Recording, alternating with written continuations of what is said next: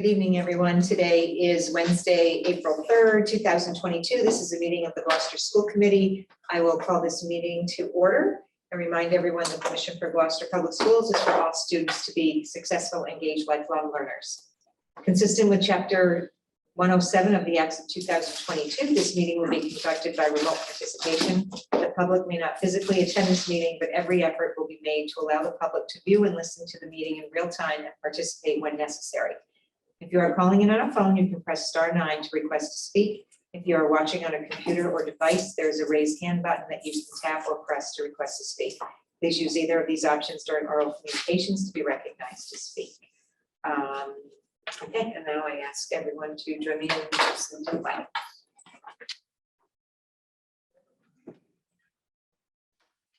Allegiance to the flag of the United States of America and to the republic for which it stands, one nation, under God, indivisible, with liberty and justice for all.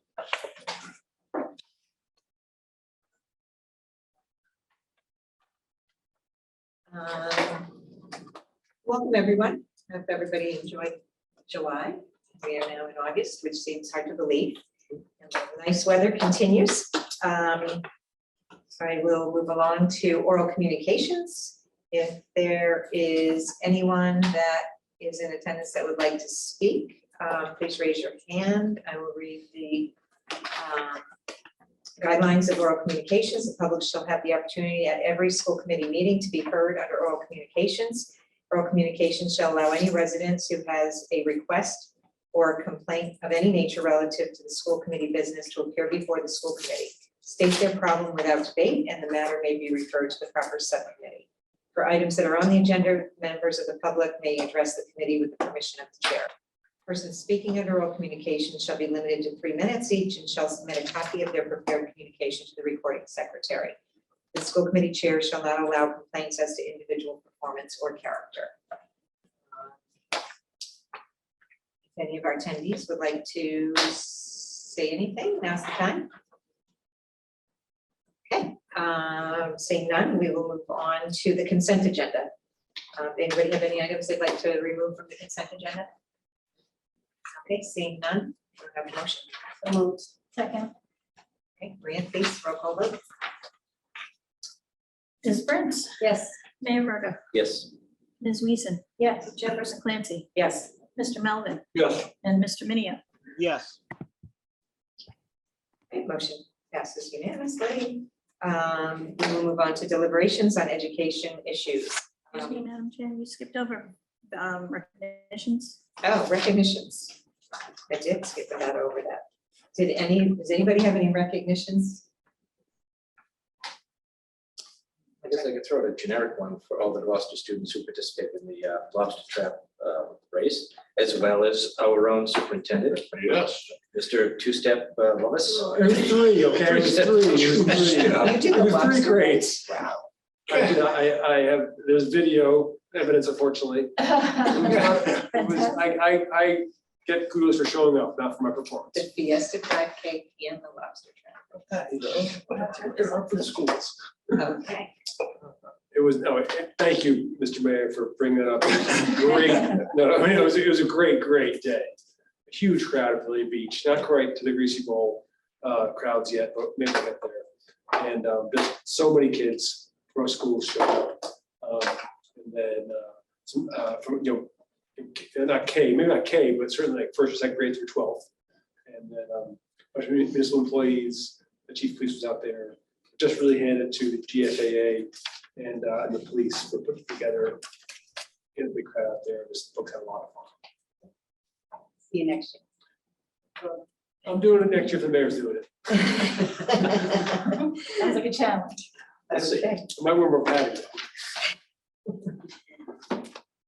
Move on to an update on the school attendance zones.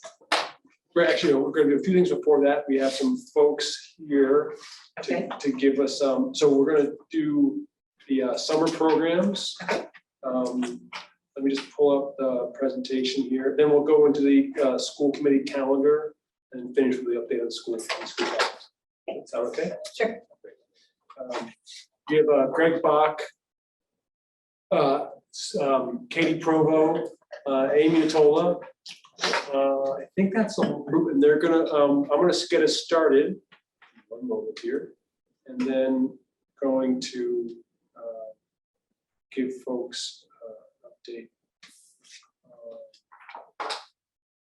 Hold on, let me just get to my right space here.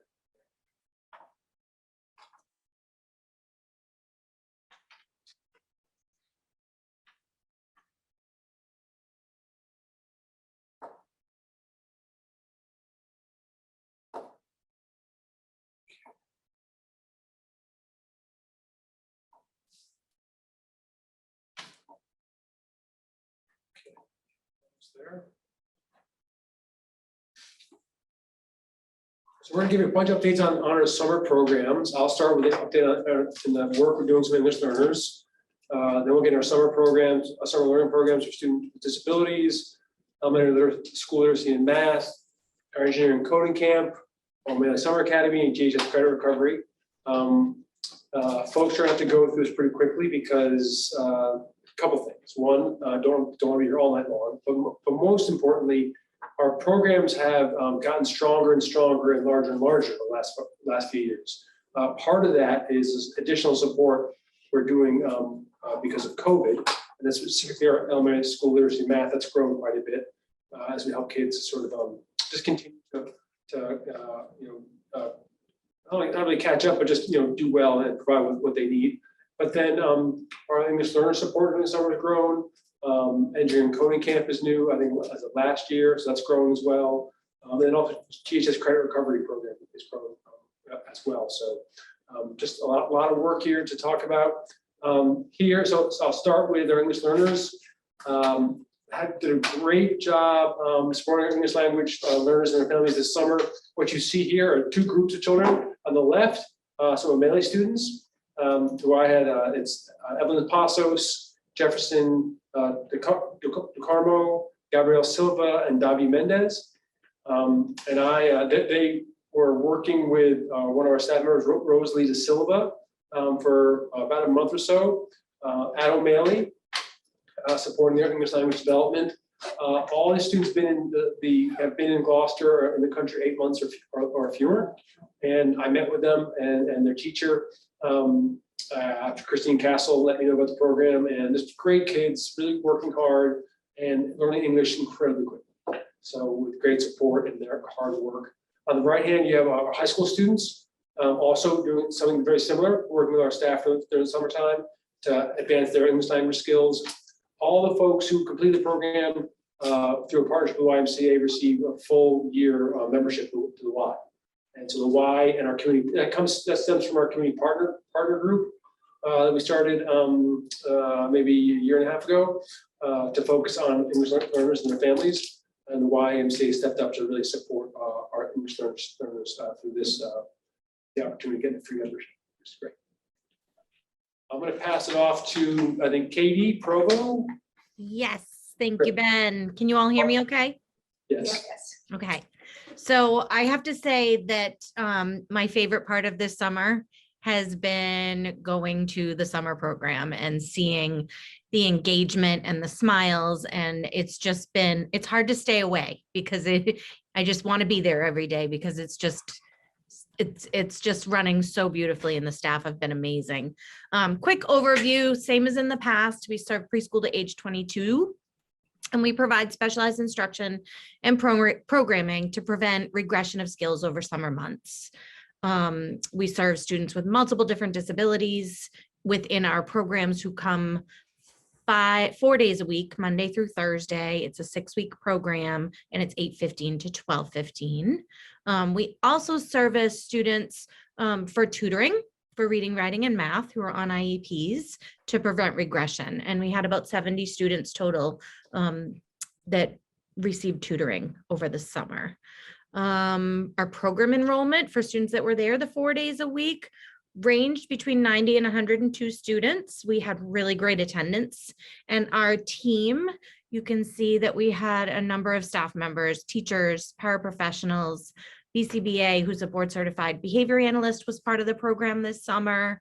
speech and language pathologist, occupational therapy, physical therapy, nurse, and of course, Lois, our administrative assistant from West Parish, who we could not run this program without. And go to the next slide. Just some quick highlights. As you can see in the picture, amazing things happen here. Might have been a little bit of a tear in the east with some things, but it's there. So staff, students, and smiles, I cannot reiterate enough how wonderful it was just to see the engagement and the positivity and the energy of our summer program. And that little smile there kind of captures it.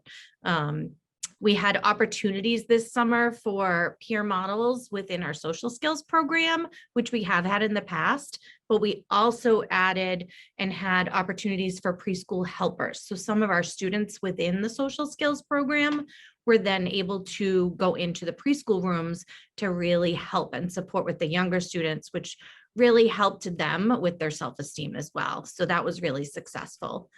Open Door was fabulous to partner with this summer, as they always are, but they supplied bagged breakfasts and lunches daily, which our high school students actually delivered to the classrooms. They counted and used that as it was part of their daily plan. Our life skills high school students, where they counted out and delivered, and they went through a training with Open Door for how to properly deliver, putting the gloves on and all of that. So that was a great opportunity for them. We had some fun on-site visits from the state police and Cooper, the service dog, as well as a few little other furry friends that came in throughout the program. Our high school life skills and transition program together, they had a number of community outings this year. They visited with Mayor Verga, which I got a picture of, with Open Door, Unity, Cape Ann Museum, and Stage Fort Park. They absolutely loved all the outings that they got to go to, as well as partnering with Open Door. We had a few students that were able to actually do paid on-the-job training and paid student internships. So they kind of got the benefit of both receiving instruction as well as getting some on-the-job training. Transportation, I can't say enough about Lori and Cameron and the transportation company and how they just have really, anytime we needed them to transport our students this summer, they were there, and transportation just couldn't have gone more smoothly. As I said before, attendance and participation for the program was really well received. I have heard from other districts that their special education programs have not really had high attendance, and we're fortunate that we really did. So the way we staffed for the program, we were able to, sorry, lights going off. We staffed appropriately. We staffed for who we thought we were going to get, and then we had that number. So, so that was really, that's showing how wonderful the program was and how much the kids enjoyed coming. Positive parent feedback, we were receiving that on a daily basis from parents saying how happy their students were. We do have a very fun field day planned for our last day tomorrow to kind of pull everyone together and celebrate and do some games together. And I just want to say thank you to the amazing team this summer. It really was between Lois as the administrative assistant and secretary, and Alicia, the nurse, Rachel Clemenzi and Meredith Orton, who helped to oversee the program and all the tutoring, all of the teachers, paraprofessionals, therapists, bus drivers, partnering with Open Door. It was just, it's been a really great summer. It's gone by too quickly, actually. And then just a few pictures. So these are just some pictures of our students visiting with the state police service dog. And a trip to visit the mayor. Here's Mayor Verga. And our program service dog Cooper that came twice a week to visit friends.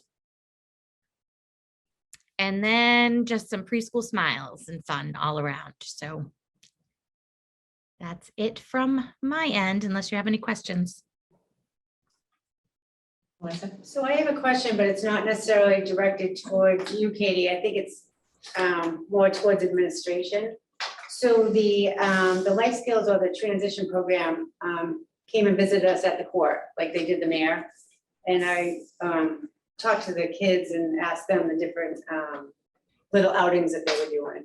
And I was curious to know, I think I tried to put this question to Gary, Fresh CFO, not too long ago, but I'd like to inquire, and wouldn't get the answer tonight, but whether or not there's a budget for those kids to be able to go out and do community outings that may cost a little bit of money, like the Maritime Museum. I think it's like $6 a student or something to get in, and things like that. I don't know that they have a budget to do those type of visits to community places that may have a cost. So at some point, if we can just look into that and get a response, that would be great. Because kids were so happy, having a great time, as I'm sure the mayor knew as well. But I know they were walking around trying to find things that didn't necessarily cost money as well. So I just want to make sure that if they have an opportunity to go somewhere, that there's some funds available. I think there's only like 11 to 17 or 18 kids in the program. I didn't charge that much. Yeah. It was reasonable. We didn't either. We were a freebie too, but that's what they were looking for, is events that may not necessarily have a cost. And I just want to make sure that if they want to do something local that supports their education or their fun in the summer, that we would have that funding available. Great, we'll find out. Katie, I know you're familiar with it, with much more familiar than I am with the outings that our programs do. Yep. But we'll find out if they have an established budget and or how they pay for things they do already. And if there's a need for additional outings. Great, thanks. And thank you, Katie. Absolutely. Thank you. Thank you, Katie. Thank you. Bill smiles. A lot of smiles, really great programs here, really well organized and run and managed. And then obviously, as Katie was saying, teachers, our staff is executing at a really high level. Really good programs here. So moving on to Greg Bach, and I think Amy Natola, who will give us update on the summer literacy and math program for grade 25 students. Yeah. Hey everyone. Go ahead, Greg. Sorry. Yeah, I'll just get started. Mine is extremely brief. I'm just going to tell you how much Amy Natola, this is her first year of doing the summer program. And we thought it might be difficult to find somebody to take on the challenge of doing this. We had a great director the year before, and Amy stepped right up, and I have not seen anybody work so hard all spring. There were a lot of moving parts, and she really worked incredibly hard and many hours till very late at night getting this up and running. And everything I've heard has been really positive. So I'm going to let Amy share about the summer, and thank you for coming. I know you were feeling a little under the weather, Amy, tonight. So thanks so much for coming. Thank you. And thank you, Greg. I appreciate that. And I appreciate your guidance throughout the spring and throughout the summer and helping with, making this summer learning program happen. And to everyone at the school committee, thank you for having me tonight. As Greg mentioned, it was my first summer as the summer learning program director. It's an amazing program. It's focused on literacy and math. And what we do is we have literacy and math curriculum programs, and the goal is for the students to support and maintain their skills. So we have incoming grades 1 to 5. So in grade 1, the students will participate in 4 rotations per day, and that's with teachers and educational support professionals. And they have 2 literacy rotations and 2 math rotations. And then in grades 2 through 5, they have 3 daily rotations in literacy and math, 2 in literacy and 1 in math. So we were located at West Parish Elementary School, and we thank Talina for having us there. And we ran from 9 to 12 every day, Monday through Thursday. And it started July 27th and ended June 27th and ended July 28th. It ran for 5 weeks. So our enrollment was 97 students. And again, it was incoming grades 1 to 5, which was great that the kids were able to be with other students across the district from other elementary schools. So we had a full staff who is just fantastic. I can't thank them enough for being there every day and supporting our students and our families. And you can see the numbers there with our teachers, our educational support professionals. We had an EL teacher this year, which was a great addition, and our math coaches. and our administrative assistant, our nurse, Alicia, and myself as the director. And we had 2 wonderful substitute teachers that were there when we needed them. So again, a big shout out to the team. Just every day, they just impressed me and they really put our students first. And we had a great collaboration with the YMCA.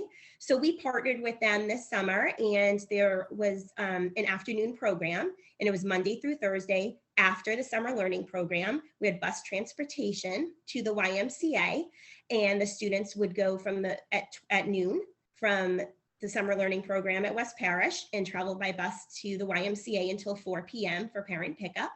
And then the students who attended this program also had the option to attend a full day program at Camp Spindrift on Fridays from 9 a.m. to 4 p.m. And this program was free of charge to families, and there were 52 available spaces for our students. So some of the highlights is our coaches, our literacy and math coaches in the elementary schools. I can't thank them enough. They worked tirelessly on reviewing and analyzing data for the students, their literacy and math data. They gathered feedback from classroom teachers, from principals, their own feedback, and they compiled that and made recommendations for our students to attend the program. And again, they worked tirelessly for months on that. Just to highlight it, reiterating what I said before, is we did have small group instruction. So we had in one classroom, there was 3 staff, grades 2 to 5. In first grade, we had 4. So we were really able to break up the class into small groups. We did, one of our main goals, and I said this from my first email to the team, was just a safe, caring, and supportive environment. We really wanted our students to come in. It's hard to come to, quote, school in the summer, so we didn't want it to feel like school. We wanted it to feel like a fun learning program for them. We wanted the kids to feel important and to feel wanted. We wanted them to know that we wanted them to be there, and that was a success. Again, I can't thank the team enough.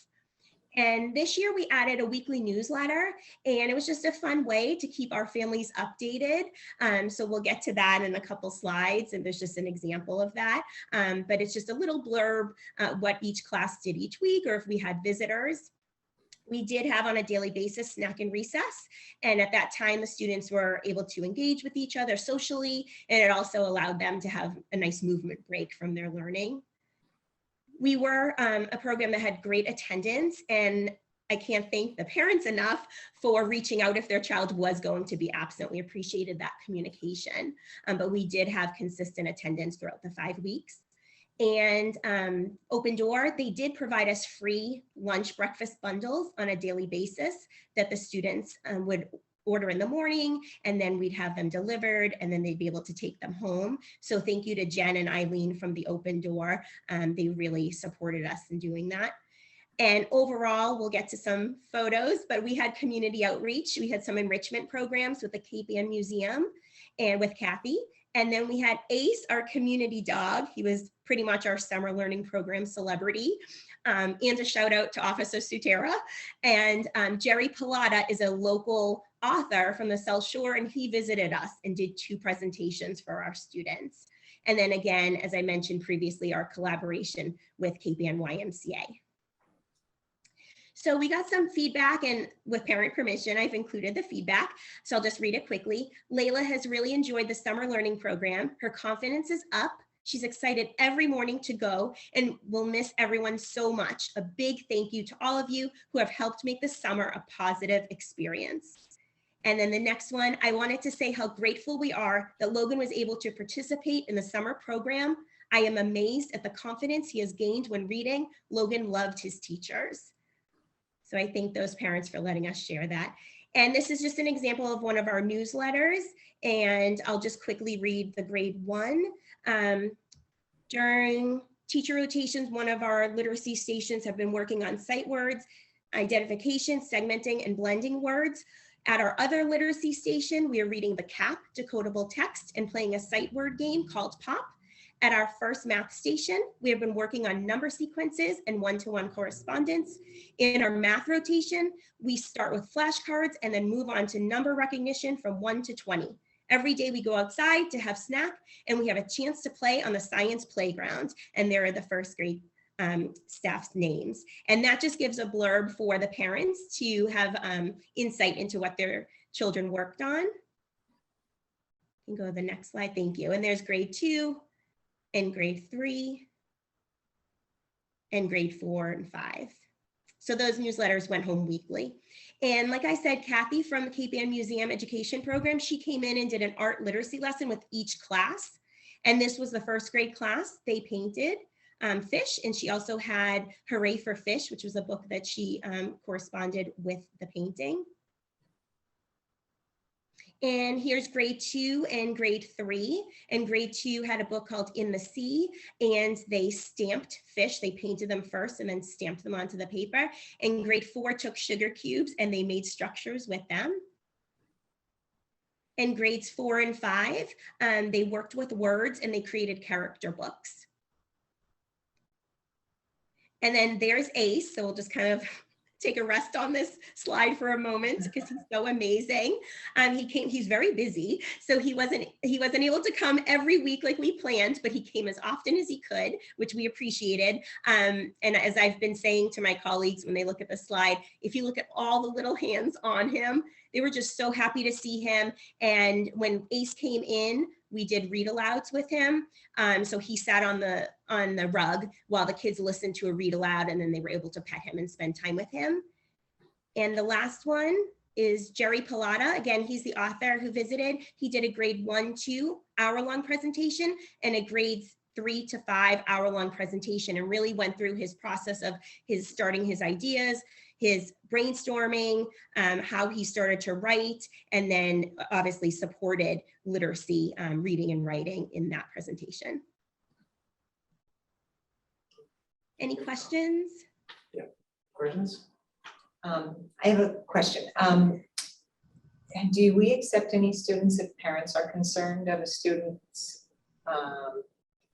ability that's not a recommendation? Like, is there a back and forth option for a parent to say, I'd like?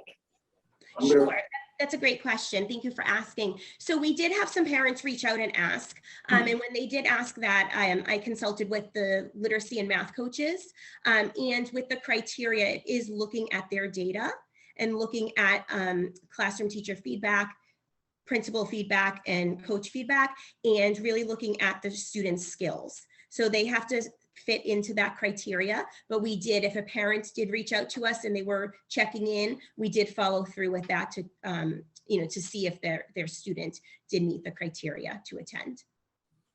Thank you. You're welcome.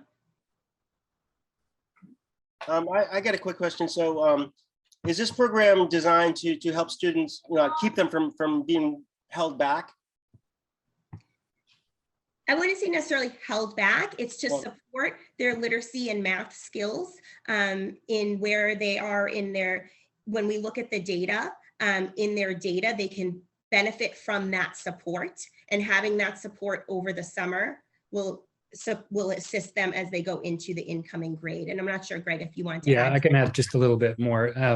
Definitely not for holding anybody. It was not to avoid retention at all. There's actually quite a wide range of skills among the students. There's 97 students. The determination really came from looking at the kind of areas that a student may have missed, have needed extra exposure. And so using the really good assessments that we have now, our coaches and the teams were able to identify students who would really definitely benefit from an extra boost or a second look at something in the summer. So it's really not based on avoiding retention, but I do have to just commend the teams on the amount of data and information they used in making their decisions. And Kathy, it would have been great to open it up to anybody who wanted to join, but we know that we have a limit for capacity. And so we really felt that if we stuck with a set of criteria that we developed well in advance and stuck to that, that we knew that we would fill to capacity. Amy, is the program over now? Oops, sorry. Yes, it ran for 5 weeks. We ended last Thursday on July 28th. There are some programs that we're wrapping up this week, which is maybe the different messages out there. And I also just want to make sure that I know you gave a shout out to the coaches, that they really work hand in hand with you in the spring. I just want to note that this is the second year in a row. I think I mentioned last year that in talking with other districts who had intended to do summer programs like this, that they couldn't run them because they couldn't find staffing for the summer. This is the second year in a row where we've been able to staff fully, and also we've had full attendance from students. So where a lot of other locations are having trouble getting both staff and students to come to the program, these have been incredibly well done, robust programs, engaging, and we have staff and students who want to attend, and that's really great. And I'm grateful to the Gloucester staff for stepping up after a second really difficult year. Good point. One more, I'm sorry, go ahead. As far as the planning goes, Greg, when do you start planning for this? Is it, you're not planning in May, I'm guessing, or June? January. January, okay. Yeah. And does the does it, do we, how do teachers get involved? You reach out to all the teachers and say, hey, it's a summer program and blah, blah, blah. The coaches coordinated at the school level, and as I think we've shared in a number of presentations, the kind of data meetings that we have and the common planning time. So a coach will go to grade level teams, and as they're coming to the early spring benchmarks and the reviewing data, the question comes up, is this a student who would probably benefit from the extra summer boost or the focused intervention in the summer? So it's a direct connection to the database decision-making that happens at the school and grade level, with probably a little bit of additional time spent when it comes down to it in the late spring for making some of those determinations. Wonderful program. Yep. Bill, you were also asking about how we get the staff and how they're hired. Is that your question? No, I was just wondering how the staff, how does the staff end up doing the summer program? So it sounds like it's through the. Well, yeah, so the student, Greg, if I'm right, you answered about how the students are identified, but the staff, we post the positions, correct? And folks can apply for them, right? Oh, yes, we do post across the district for staff, and sometime I think in February, we try to get that out. And then Amy does some recruiting and training and organizational meetings so that they're ready to go by June. And then for our special education programs that Katie was describing, I know this year, I'm not sure if it's the case, Amy, for the program for 1 through 5, but for the special education program, had some staff from outside the district, from other districts who joined us, and it was a great addition. So yep, that was more of a combination. But Amy, was it all our staff at the 1 to 5 program? Yes, we had all Gloucester Public School staff. Great. Nice. That's a wonderful program. You and Katie, that's a great way to start the school year on the school committee, to hear those two presentations. So appreciate it. Thank you. And I just want to say I'm so proud of our students. I'm just so thankful they were there and they learned and they had fun, and the support of our families. So Thank you, Amy. I just wanted to add some more comment to this. Hearing what Greg was just saying too, we should be really proud of our whole school district of what is going on since COVID started. There's so many social and emotional issues in our community going on. Families are struggling, everything's costing more money, but yet our school district is still going strong and we're there for our families. So I don't know how others feel, but I think it would be great if the school committee sent a note of thanks to the staff that was involved in the summer program and all those, Amy, especially you for monitoring all this. But I just really would like the staff to know how much we appreciate them going strong still. You know, I wouldn't, at a time when they're probably burnt out and would rather sit at the beach, some of them, and just kind of re-gear for the fall. So I don't know how we do that, but I just think it's really important to let those know that we really appreciate the commitment to kids in our district. Yeah, it's very. That's a very nice thought, and I'd be happy to have Brittany Holmes, our new administrative assistant, who would replace Barbara Dundon. She would be able to pull together a full staff listing from all the programs pre-K through 12. Excellent, great, thank you, good idea. It's a great idea.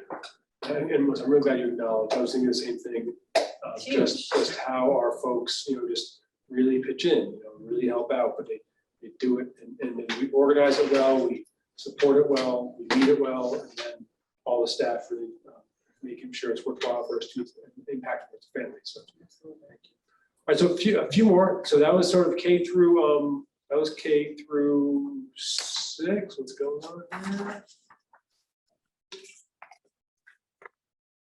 So we have K through 5, and now we're going to share with you K through summer engineering, right? Let me just find what's going on. And I'm going to be mindful of your time and go a little bit faster through this second half of it. Well, I can't go until I find what I've lost. Here we go. Just found. I'm going to be mindful of your time. I'm doing my best. There All we right. go. Oh, it's right on ACE again. There we go. Ace is the best. The hardest working dog in Gloucester. Okay. Not to give the rest of the programs short shrift, but there was rather short notice for some people, and some programs haven't even finished. So I'm going to take the rest of these. You have heard about the Gordon Summer Engineering Camp in the past. That continued this summer with 3 teachers. We had a slightly smaller program this year because of the construction going on at Beeman. And so we kept slightly slimmed down. It still served 60 students across 2 sessions. And if we were, I think I might add up all the students involved with summer program across the grades. It's quite a number. I'm keeping a tally. Anne-Marie Wenzel, Erin Schondelmeyer, and Cynthia Carney were the teachers who ran the 4-week engineering and coding camp. And as I mentioned, they served 60 students in 2 sessions. Okay, if you can go to the next slide.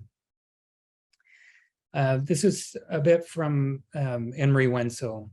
We just want to acknowledge the incredible support from the Gloucester Education Foundation and the Bernard Gordon Foundation. It's thanks to them entirely that this program continues to move forward. 4th and 5th grade students, incoming 4th and 5th grade from across the district can take the program. And it had 2 components. One was in session 1, which is a 2-week session, and that was about the engineering design process. And in this process, they design a space glove, and it has to survive and be functional in the extreme temperatures and conditions of being in space. And so they go through the entire process, test materials for ability to withstand, to reflect heat, withstand cold temperatures, for weight, for flexibility, and they build their prototypes, and then they test them and improve them on the next design. That was a 2-week session, session 1, and I think we have a few pictures from session 1. Those are the students planning and testing their materials for their insulation factors is one of the tests that they do. If we go to the next one, session 2, green engineering, and they design and build a solar oven. And they think about, learn a bit about how a solar oven might be used and where, and they test materials, designs, and create the plan together. build the oven and then they test it. And in this case, they tested and made s'mores on their solar ovens. I bet this summer they had no problem generating enough heat. If we can look at the next slide. And if you can see in the top right-hand side, so they're planning in the prior slides in the top right, you can see the solar ovens at work. And then you can see the product being enjoyed in the lower right. It's a great idea. So that was, just to finish that part, Anne Marie said it was the best summer they've had so far. And I think it's partly due to the fact that they changed their structure a little bit and went with 2-week stretches rather than week-long ones. Okay, that's, we can move to the middle school. And middle school, you heard a bit about this last year, and Becky Matheson, who runs the O'Malley Academy, also ran the summer program, and they had a number of programs. They had a summer boost 4-week program focused on academics, and 60 rising 6th through 9th graders attended consistently, and they had academic work in ELA and math. There was a reading program for rising 6th through 8th grade students, 60 students again in summer reading program, and that was a shorter one for a week. The prior one was a 4-week stretch. If you go to the next slide, there was also a drama boot camp. I do want to point out that 180 unique students. So there were some students who might have attended multiple sessions, but there were 180 different students who attended, which is a pretty extraordinary number for the enrollment of the middle school. Drama boot camp for 6 weeks, the 27th through the 4th, with 30 students. A Step It Up program, you heard about this last year, and there was a much smaller number. And this was a 5th to 6th grade transition that the school committee was hoping would expand this year.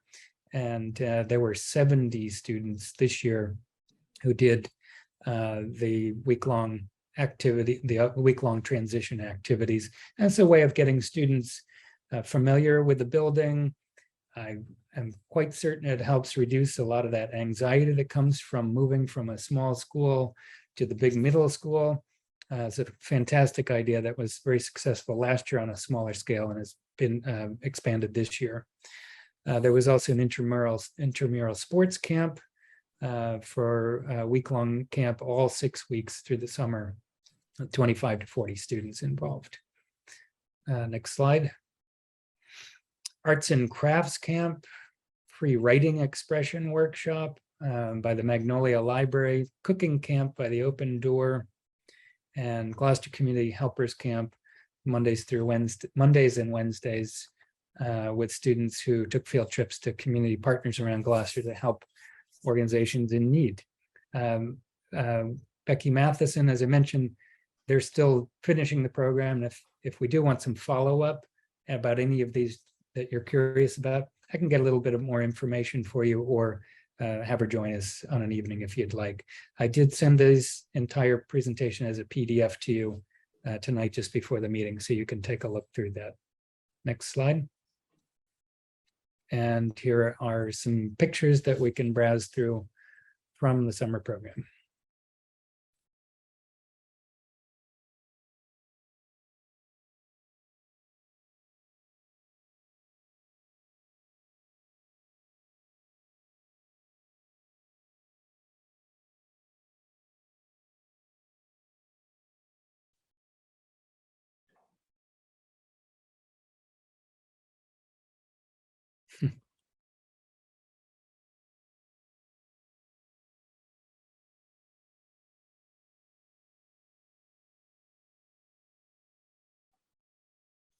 Okay.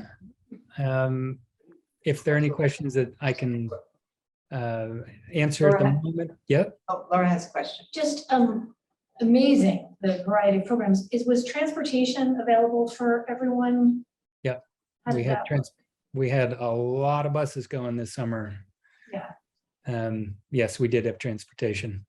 And given, sort of, there's transitional age, right? So some of them may need care at home, but the programs ended early. Was there any sort of after program option or?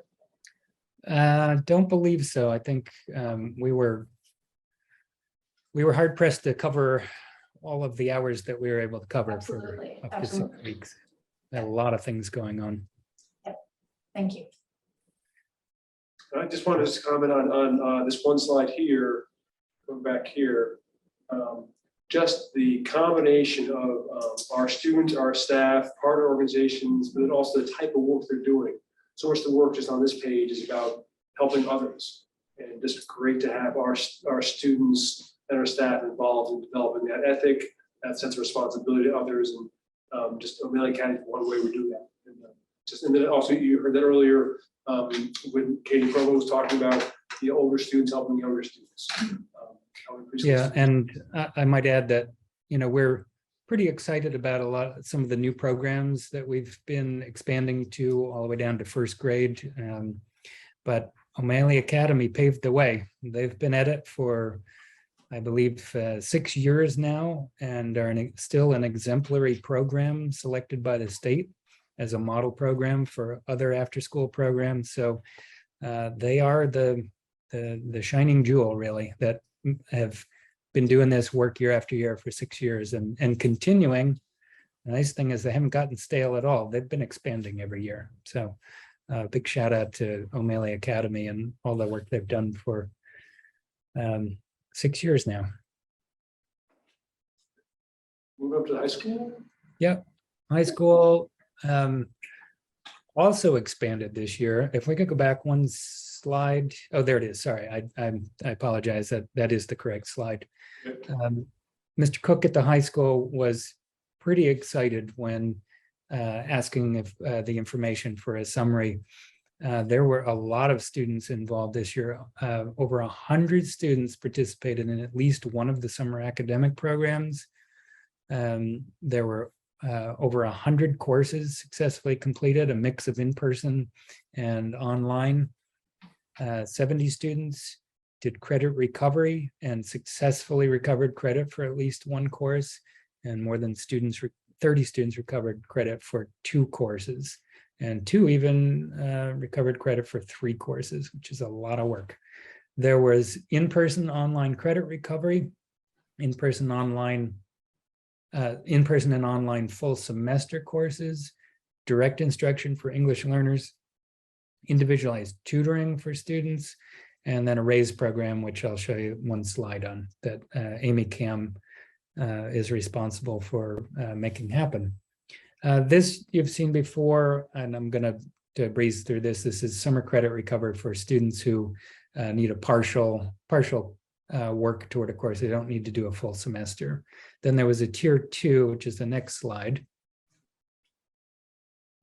And this was students who needed to do a full semester. And we had two staff covering that, and 14 students earned credits for 18 full semester courses.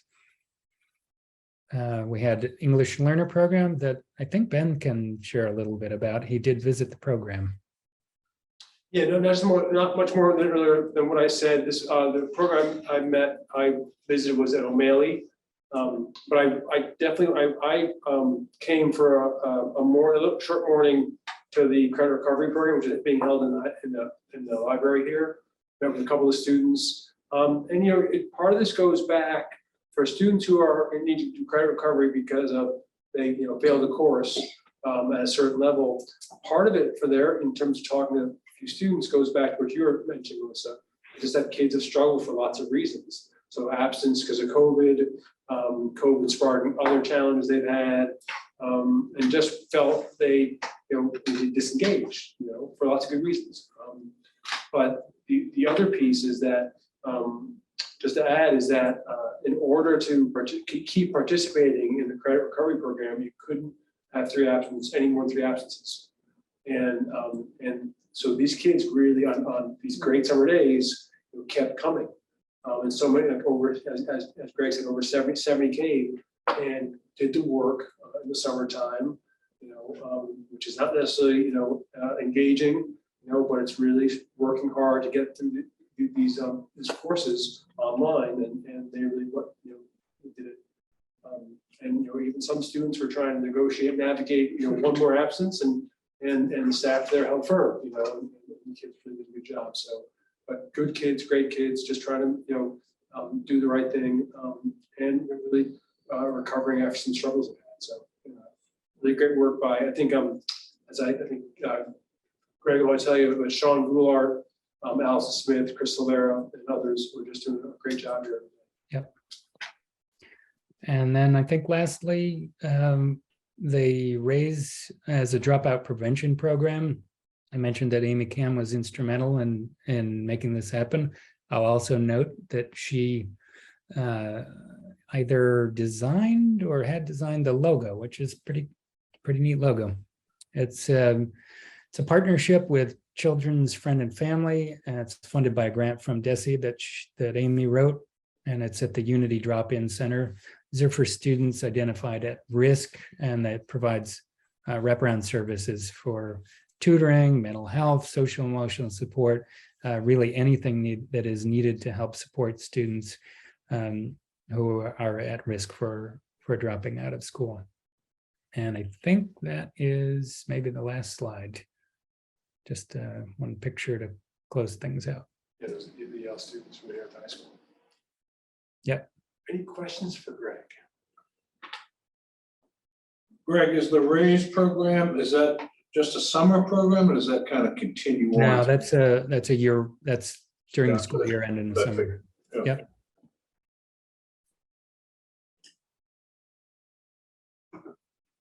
And Amy just finished writing another grant to try to secure 3 years worth of funding to make sure that continues. So hopefully we'll get that. Thank you very much. Great report. Thank you, Amy and Katie and Greg. Amy and Katie, you're free to go. Greg, I'm sorry, I got to stick around for a little bit longer here.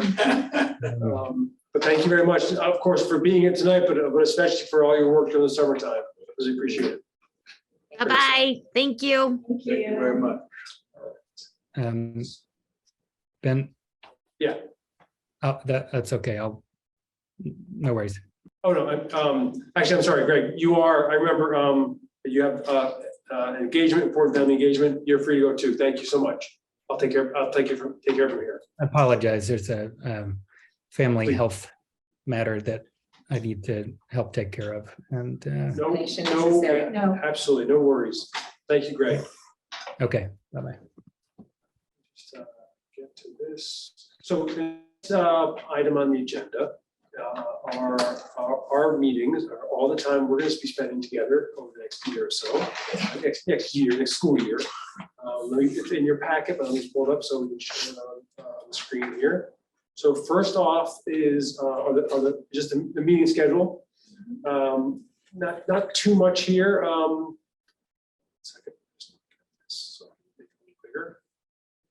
A couple of things, we're going to have 3 meetings in August, and you'll see why in a moment. And then the typical, second and fourth Wednesday of every month after that.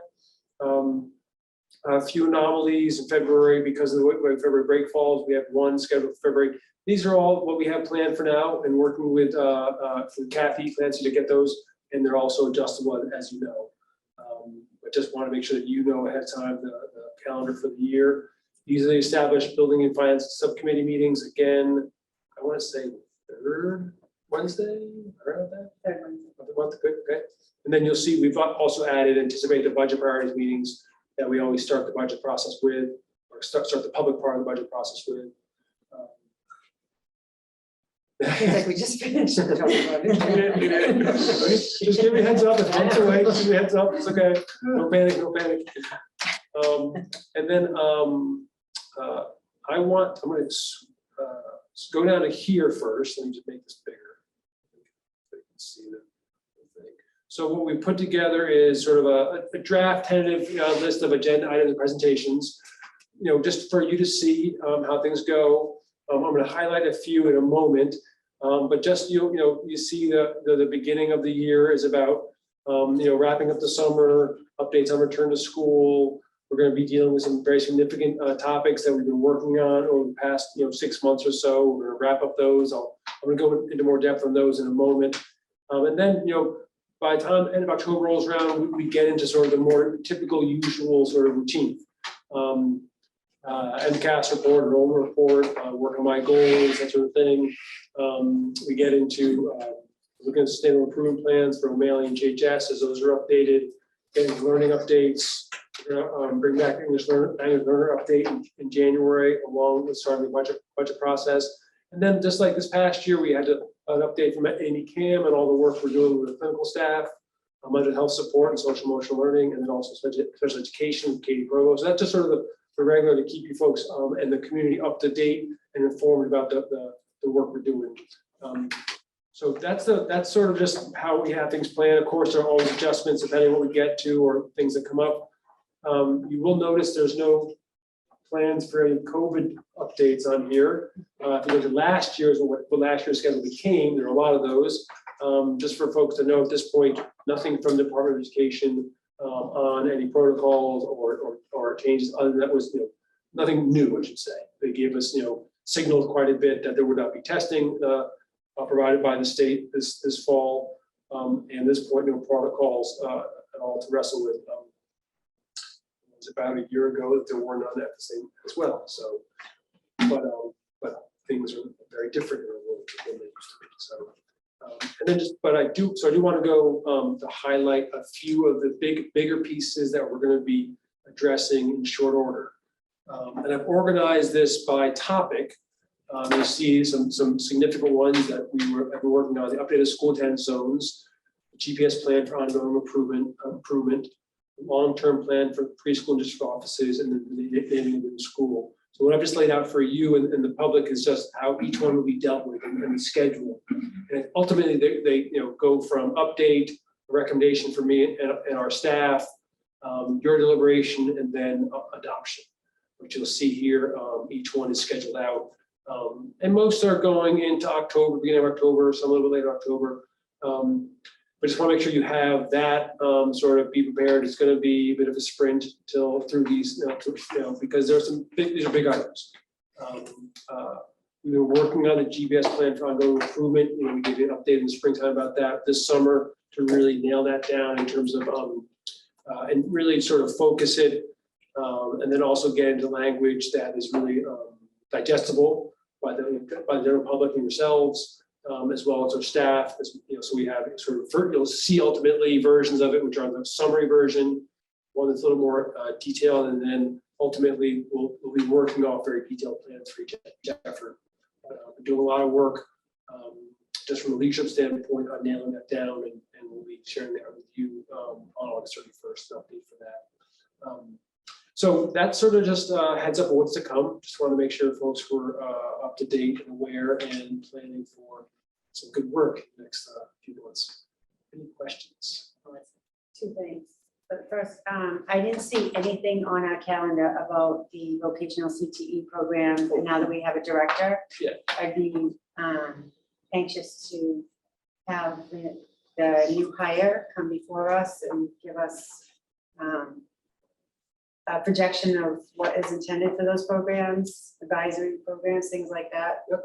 Great. We usually have it on our calendar, and I didn't see it there, only just because of the way the world's been in the past couple of years, but I'd like to get that back on the calendar. Great. And then, yeah, we've done what we've done for the past 2 years. We'll do it again. And that's part of the reason we share this with you, is to see what we missed. So definitely we'll have that. We'll give Brenda Waslick is the new CPT director. What's her name? Brenda Waslick. I think I'm saying that properly. We'll give her some time to get her feet underneath her before she comes by.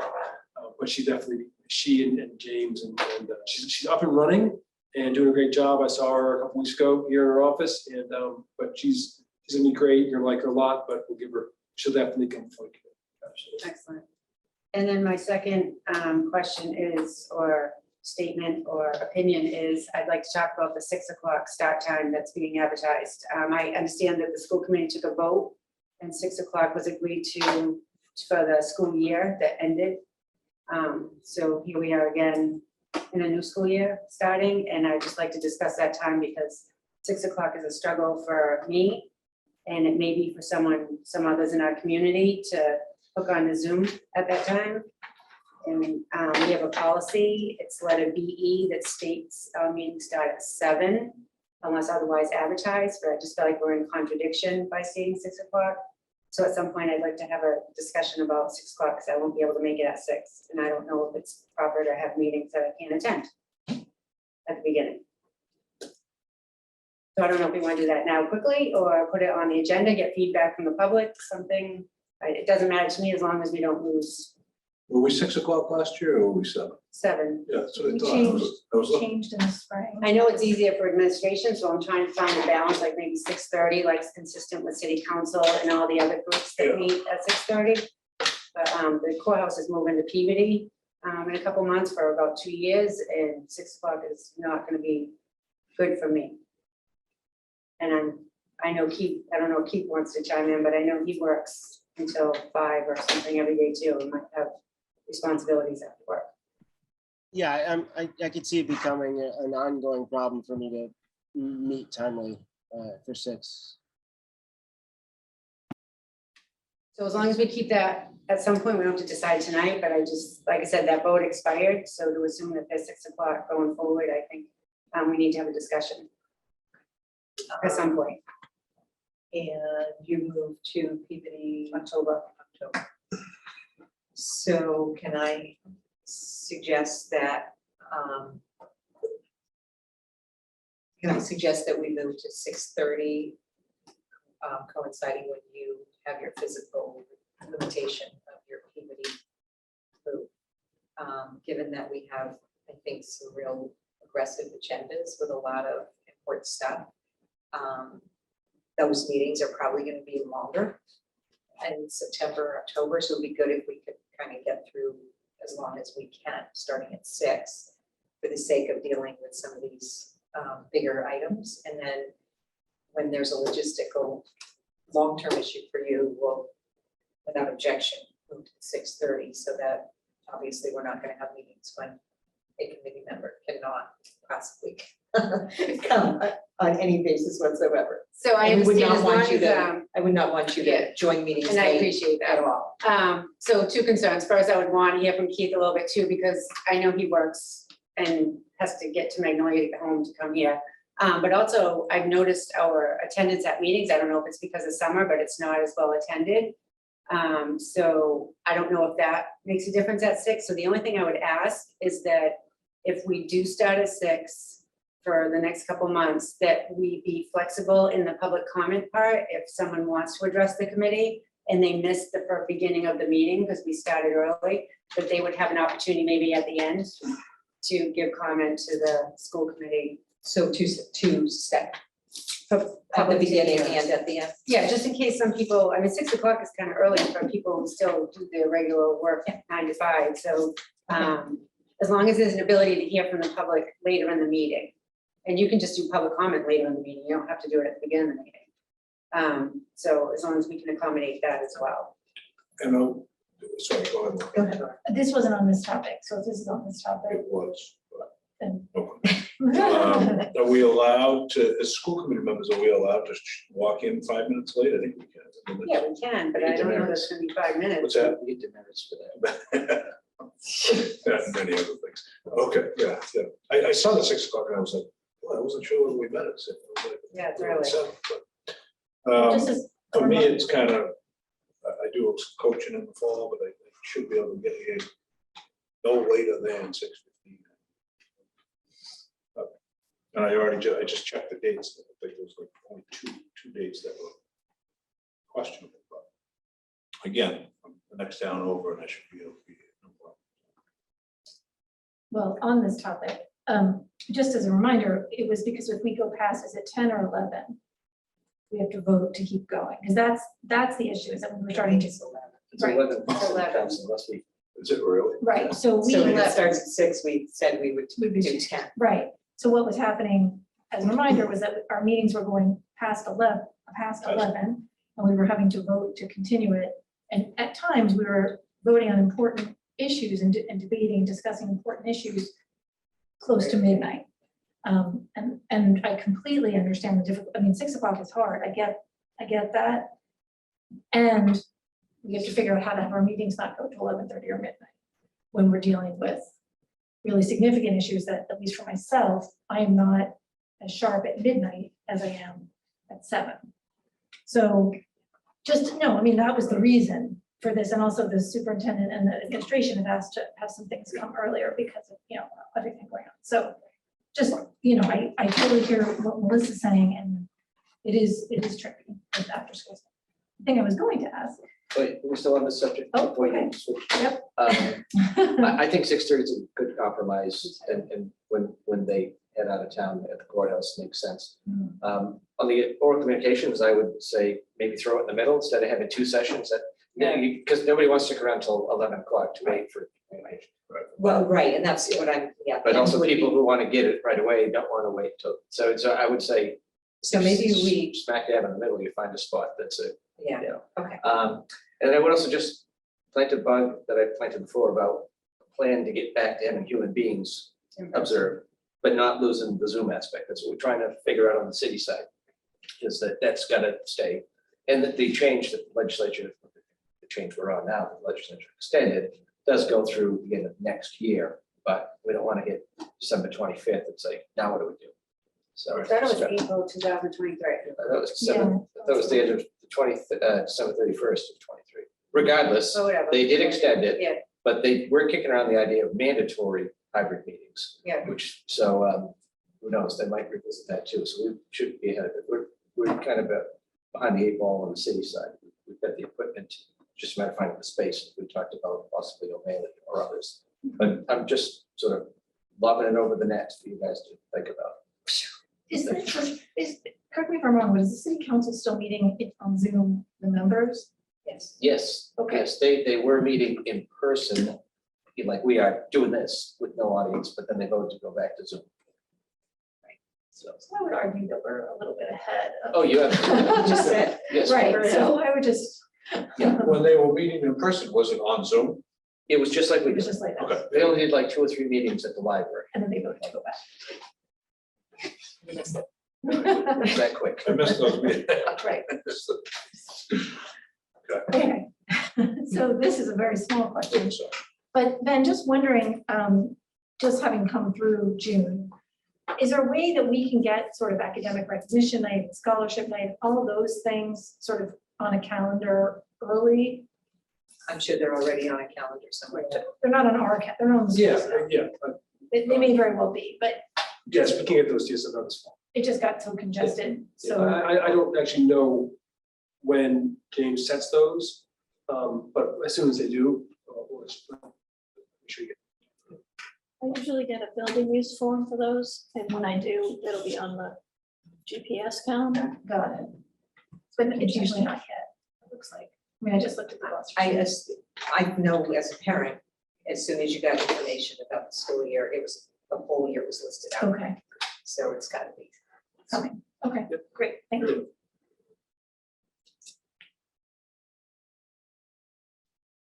Okay.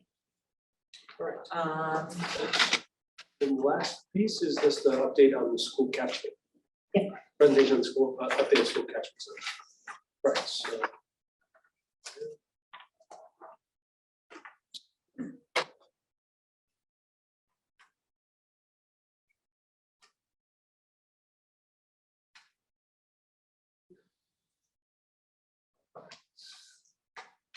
So I just to provide folks an update of what the work we've done since we last met.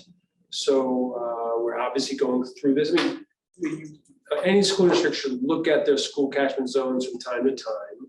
We have a precipitating event. Well, first of all, we haven't done it for a while, which means it's timely anyway, but especially because we're consolidating Betts and East Gloucester. So the process is underway. We shared with you the criteria that we're using as we're considering the update to the catchment areas. That was on June 8th. Tonight, we're giving you an update on the work completed since then. In September, we'll give a presentation of the proposed updated catchment areas. And then in October, will be the decision. You'll vote at that point. I'll go into that schedule a little more detail in a moment. So what we've been doing since really, I mean, what we've accomplished so far, we've mapped all the existing grade 1 to 8 students, including specific information about those students. So are they a choice student? Are they enrolled in a district program, economic disadvantage? Those help us sort of look at the criteria we laid out in terms of balancing just enrollment, basically. We mapped all known births from 2021 back to 2016, 2017. Those are students who are possible to enter our schools in the next few years. We reviewed the earlier enrollment projections. Those are the 2017 MSBA, which was built to help to decide the size of the East Gloucester Vet School, and also the 2016 NESDEC enrollment projections as well. Converted annual birth rate of births to enrollment ratio. So that was given to us from both those enrollments, but looking back the last 6 years, we're holding steady at around 89%. I'll talk about that in a moment in more detail. We're going to look at drafts of possible updates to the catchment areas, and then assessing the possible solutions based on the criteria that we have publicly. This is the criteria, just to give you folks just a reminder. All of these are important, but they're sort of listed in priority order, really, to some degree. So maximize enrollment in new school buildings. So the target is 440 students, as we committed through the MSBA. That'll happen over a number of years. That does not, it never happens, or hardly ever happens, that you open a new school or consolidated school and you have that full enrollment on that day. It usually takes a few years to sort that out, and it will for us. We're also looking at how we can provide targeted relief for some schools in relation to either space or class size. There are no official class size guidelines from the school committee or in the system, but we have sort of things we've been operating on, which we'll try to maintain. That's 20, low 20s in our elementaries. We want to avoid creating socioeconomic disproportionality in our school assignments. And we'll talk tonight about maximizing geographic continuity. I'll show an example of that. Maximize walkability where possible. Just by combining East Gloucester and vets for some folks who were living in downtown, but zoned for East Gloucester, that'll help them to some degree, we believe. And then also, as always, and just want to keep reminding, we'll minimize the impact of changes because we'll likely have a grandfathering of students and families. So we don't expect folks to move schools from one year to the next, but over time that will happen as families age out.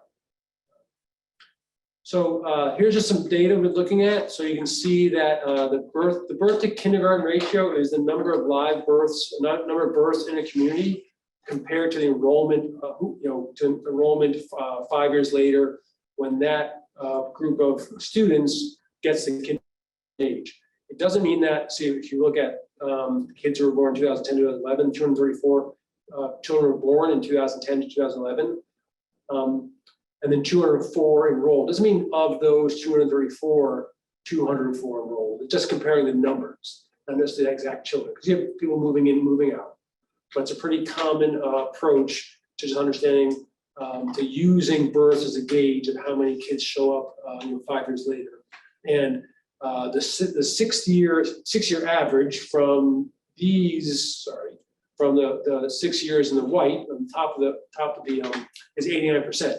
So if we apply the 89% to the upcoming years, the kids who have been born in Gloucester but aren't yet school age, you'll see that the enrollment pretty much it stays similar to prior years. So you see some very similar numbers in terms of kindergarten enrollment, so we anticipate. One anomaly is about 5 years from now, the number of births in Gloucester went down quite a bit during the first pandemic year, 2020, 2021. So that's a 217 year you see at the bottom. So it's likely or possible that we could have a dip, a more significant dip, just by just applying the ratio to that lower number. So we could see that in a few years. But by and large, you see numbers 255, 242, 250, 243. Those are very similar to these years as well. Had a couple of much higher years, 2014, 2015, in terms of births. but pretty much the last 4 or 5 years are comparable to the 4 or 5 years before that, except for these 2 anomalies, years in the middle. So just information that helps us sort of understand, are we declining, are we staying steady? The 2 projections from NESDEC and MSBA do have, our projections going down slightly, but it's pretty minor from what they projected, and we're seeing that at this point. There's some dips, but nothing. There's no, maybe a slow decline, but it's not any massive dips. That's helpful. When does this data become available? I'm thinking, well, we should be getting another year at the end of August, right? So we get the, we pull, really, you've gotten this from the city every year. And Yeah, we usually get it in January. January, yeah. Because what happens is they actually give us calendar year data, and then we look at the dates and make it into school year data. Yeah. So it's reported to the state on a calendar year basis. This is just enrollment over the last 10 years in our elementary schools.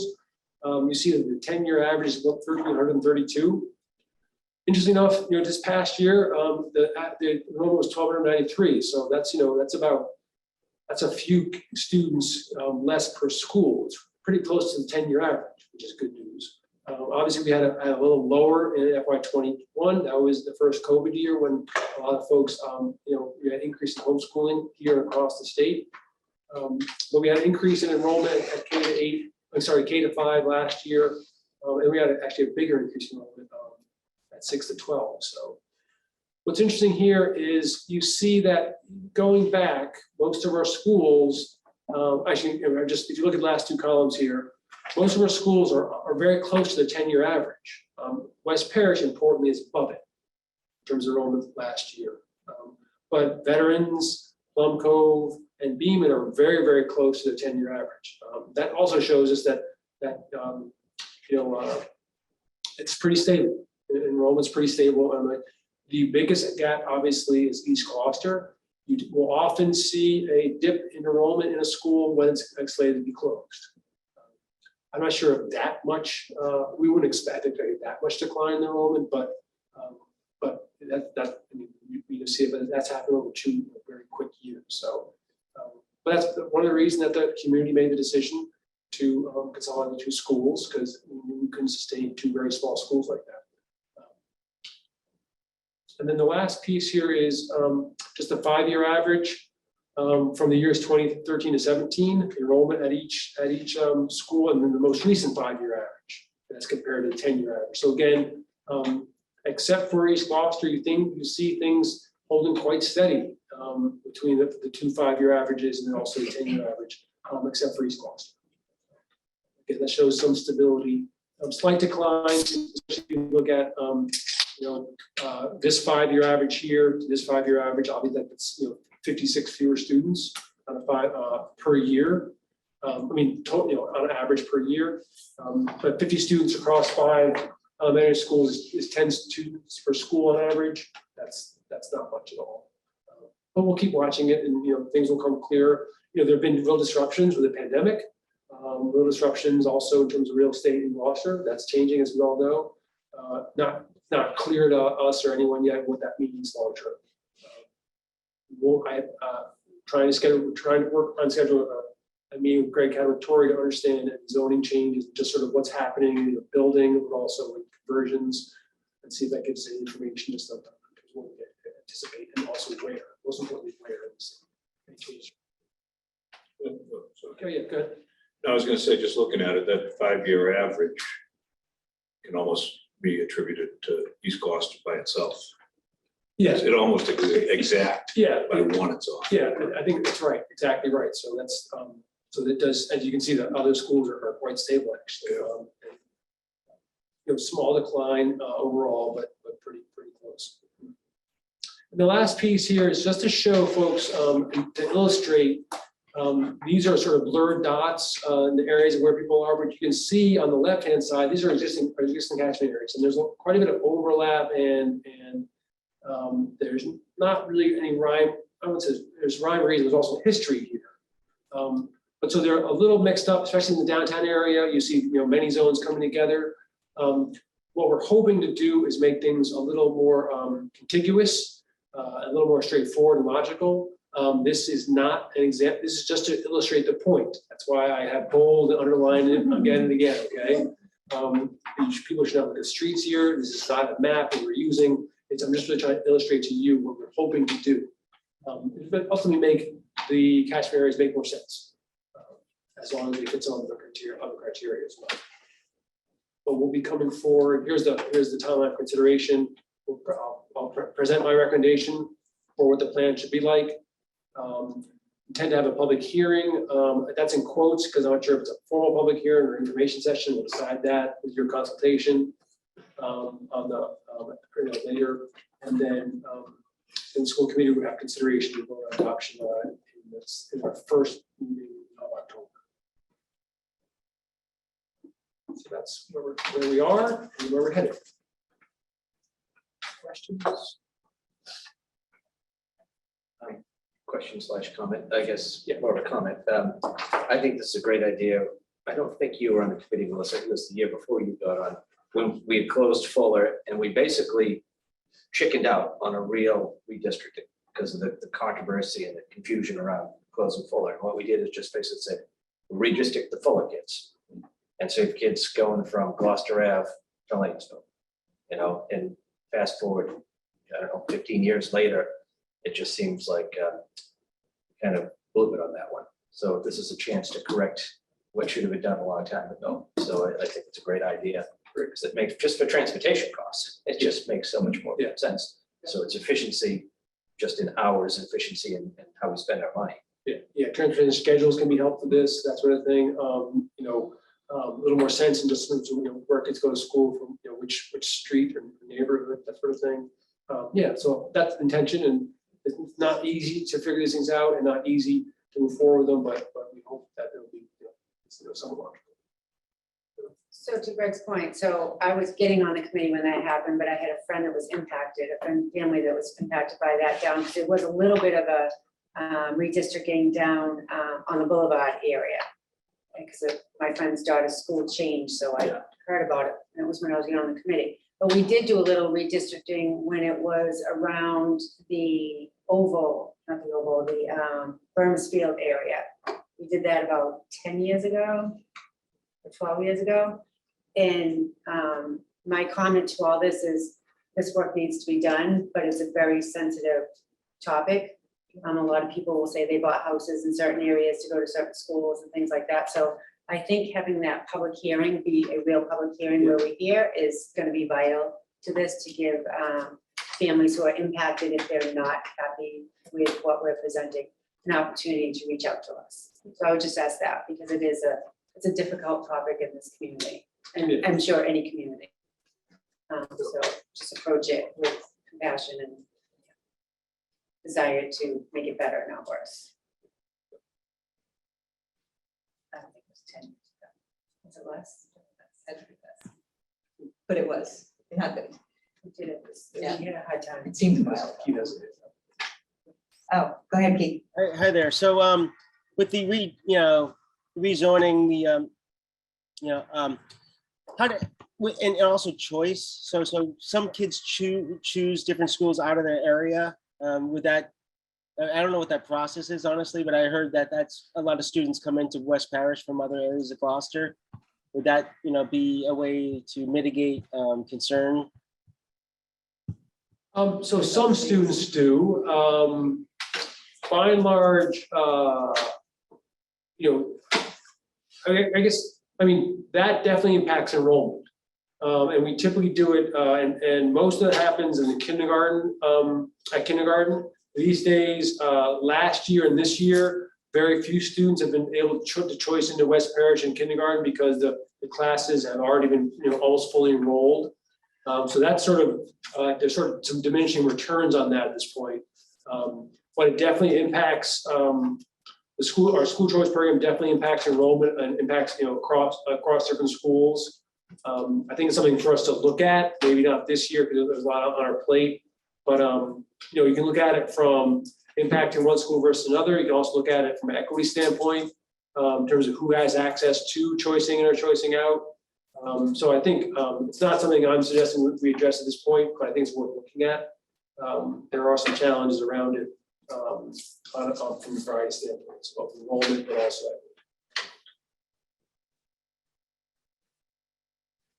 Thank you.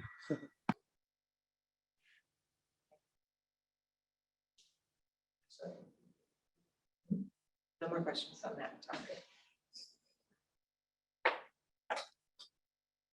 I think that's the full. Facilities, Beaman. Oh my and gosh. Plum Cup. Sorry, a very large one. Yes. It's been a lot of work on it. Good All right. summer project. Oh my God, hold on, that's good. You can give us So, the highlights, we I- saw the pictures. Well, let me give you some more pictures. Hold on, just give me a moment. Gary Frisch, you there?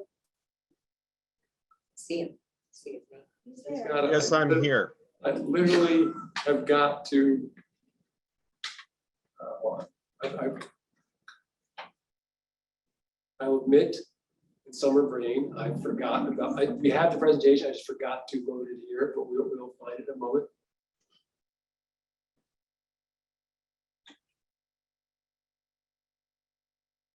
Gary, if you can tell me the name, oh, here it is, I got it. All right. Thank you for your patience.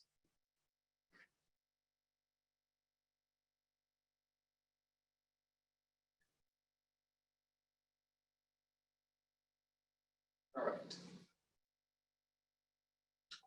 All right, so we'll give you a quick update. First of all, I want to say that Cody Marshall has been a great help on this.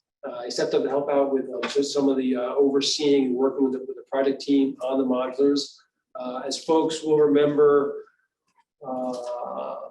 less than a year ago, we worked with the committee, and the committee made a commitment to renovating and refurbishing the modulars. And that was planned for this summer. And what the current improvements that are under, and then also you also at that point made a real commitment to making sure that both schools remain viable for at least 10 years. And sort of the short-term work that needed to happen was the renovation, refurbishing the modulars, exterior painting, and installation of new playgrounds. We'll give you an update on all three of those tonight. And then that's happening now. And then for summer 2023, we'll complete exterior painting. I'll describe that in a moment. And then replace rooftop HVAC units. And the results that folks will see immediately this school year are better learning and working conditions for students and staff, and then weatherproof buildings that will last longer. Just excited to show the folks these things. For the modulars, we're eliminating leaks, or improving climate control, eliminating the access to critters. They're cute, they're furry, but they're a nuisance. And there'll be no more in the buildings, and also make the exterior better looking by a lot. So we're pretty excited about that. And also that includes, we'll be looking at the thermal envelope, the sidings and roofs, doors, and then also the exterior, and then also heating, ventilation, air conditioning. So let's get right to some of the pictures here. So siding and skirting. Siding and skirting is being replaced on all the modulars. So you see some before and after here. This is making the building weather tight, improving climate control, and limiting the leaks. It's a good color. It's even a good color. How about that? You can see on the right-hand side up here, this is the siding has been taken off here. This is a month ago. But the siding was taken off, and you can see this is where some leakage was. And so there was some molding there or deterioration. And what has been done, and you can see here, the siding was all taken down to the interior board, or the exterior boarding. Replaced all the vapor barriers. I mentioned this before, but the vapor barrier these were built with was a residential product, and it's now been redone across all the modulars with an industrial product. So much better. And then you can see all the sealing around the around the windows, all the windows, and then additional framing and molding around the windows as well to make that permanent. So just a lot of work on vapor barriers and the flashing and molding all around the windows as well. And then eliminating critters. Not a great photo, but on the left here, You can see where the siding, the skirting, this is you're looking at the bottom of the building where the building meets the ground. You see the skirting was either broken off or eaten away, but there were gaps in a lot of it. We're replacing that. We took all that off right down to the I-beams below, and then dug underneath the structure, put wire mesh down, I think 2 feet, added this new skirting, and then this is all being filled in above the skirting. So we'll have no more critters. Another piece that was considered as part of the scope, but wasn't immediately, it was sort of like we will wait and see if this is necessary, was the replacement of the decking. What was in the original scope was to replace some of the decking, some of the decking. But the project team, Mike Hale, Joe Lucido, and myself decided that we'd go ahead and replace all the decking, all the ramps and stairwells and porches. So you see how this one's being reinforced underneath, and then all the decking replaced, and then you see new decking in 3 places. But it's a combination of being and the roofs. There will be no leaks. All the roofs were completely replaced with new rubber membranes, and there's been a lot of great work led by the architect to make sure that the contractors and roofers did it to spec. And we had to go back and forth a little bit, but they've made all the changes necessary. They looked after the few storms we had in early July, where there was pooling and what was being caused by the pooling. There'll always be some pooling, but in some places there was more than we wanted, and so they made adjustments with those. So they got a this work very closely monitored to make sure that there's no leakage anymore, which is fantastic. Appreciated by everybody. So painting, we're going to start this summer and complete next summer. Let's see what we have here. In terms of just time frame and bidding this, and then also people having folks available to do the work, it just became quickly realized as we got into July that we didn't have time this summer. What we will do, we'll bid it out properly to do both schools. But this summer we will do some work on the front of Beeman. Really, what you see here in this picture will be repainted and redone. One of the issues we found, especially at Beeman, was underneath all the windows is they have sort of wooden fascia that needs to be replaced, and that wasn't anticipated originally. It needs to be. We can't just paint it. It's rotted or rotting, so we don't have time to replace all of that around the school. We will replace that in the front of the school where you see this. So as folks approach Beeman, for the new school year, it'll look like the building's repainted. Front of the building is, the back will be done the following summer. That would be great work. Also, the portico there will be repainted as well. This just shows you where. It's not a great photo because it's a PDF of a document, but this is the spec from the work that we done. You can see that here. They're talking below the windows here, replacing that fascia. And they'll replace that fascia with siding, I should say, with siding, just like very similar to the product they use in the modules. So that'll, I think that should match, but it'll be durable and long lasting. Plum Cove, I was hoping that we would do something similar to Plum Cove in terms of the front, the facade, so do some painting this summer. But ultimately, the bulk of the Plum Cove painting is the cafeteria gymnasium. And it doesn't make sense the way it does at Beeman to try to get started on that work. We would only be able to do a very small portion of it, and then you would see that it's just completely out of balance, basically. So Plum Cove will have to wait till next year, and we'll get the whole job done then. Both Plum Cove and Beeman will be bid as a single job to complete the Beeman one and do the Plum Cove next summer. And then playgrounds. The playgrounds the design's been complete. They've gone out for quotes. We've got 4 quotes back. We're working with purchasing with the city, which quote we'll be accepting. Working also with DPW on both the demolition of the playgrounds and then ultimately the site work. We'll work with them on the site work, but we won't do any demolition or anything until we know exactly when the installers can have the equipment and will be there. So we'll have that, we'll have as short a time as possible to, with no playground, basically. Both principals have been involved in the process. They're involved now in working through identifying which quote we'll use. Gary's leading that effort, and they've been clear that they could probably handle about 2 months without a playground, not more than that. So, for example, we have to plan it and work with the contractor. So if they can't go until late November, we have to make sure that there are no delays at that point. Because delays means going until the springtime. So we're working through that timing, that scheduling, and want to have as little downtime as possible. Still very much aiming, and 3 of the 4 quotes came in to do it this fall. That's what we expect to do, unless there's some sort of supply chain or just equipment. At this point, we don't expect those. More to come, but we do expect at this point for those to be complete this fall. Yeah, this is going through. We have like we typically have a contract equipment vendor, the engineer consultant who's been helping school teams do designs. The school teams include the principal and PTO representatives, and Gary's leading it. This is what we expect. This is before we got the quotes. Some of the quotes, one of the quotes says September.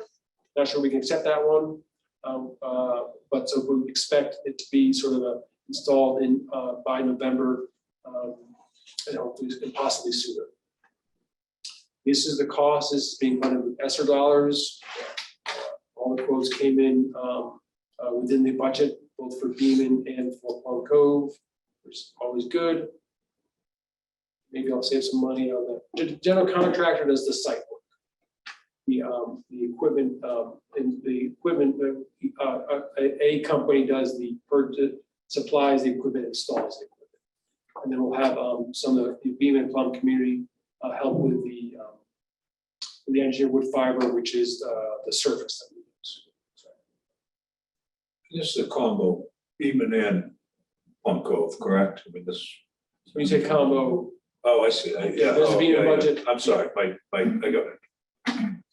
My Zoom face is up, walking around, Yeah. sorry. So yeah, that's Plum Cove as Beaman.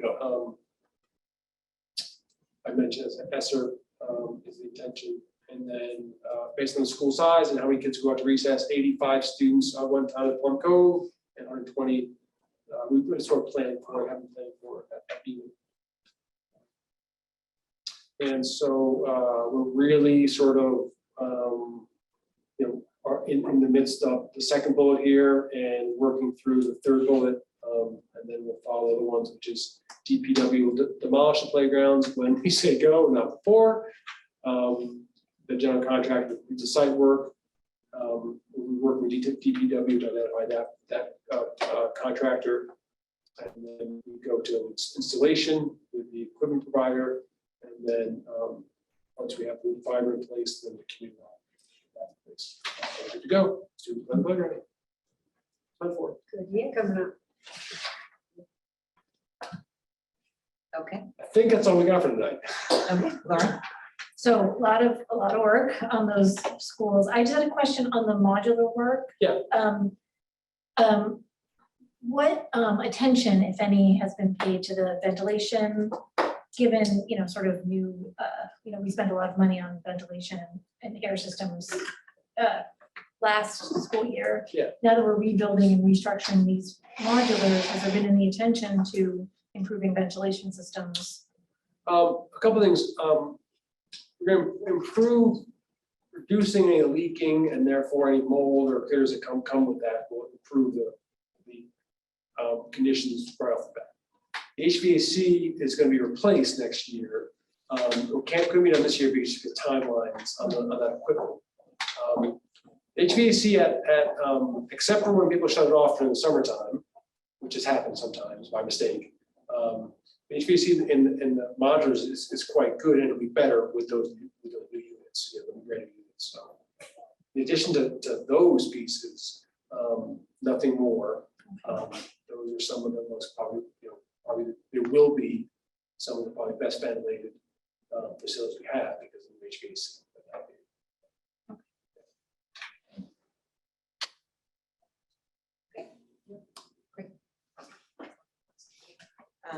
Okay, subcommittee, we move on to subcommittee reports, and there has been one subcommittee with personnel, which met on July 11th, and Laura, we will give the report on that. So, yes, we, in our personnel subcommittee meeting, we reviewed job descriptions for a human resources business office liaison and a community engagement and communications coordinator. The community engagement and communications coordinator position is a 2-year position funded by the ESSER grants. I'm going to let Ben speak more about that if he chooses. And then we also have a HR business office liaison, which is moving to the HR department because of a management and collective bargaining role. So, so those two new positions, or those two positions are in our packet, and then Ben wants to speak to anything specific about those. Happy answers to the questions. Okay. The HR position is a slightly revised version of what Maria did, and it's sort of more codification of what Maria did, but also Maria, and then also a little bit of some additional HR roles, including negotiation preparation, handling derivation of contracts regarding leaves and sort of thing. There's some confidential work in there, as well as a confidential position.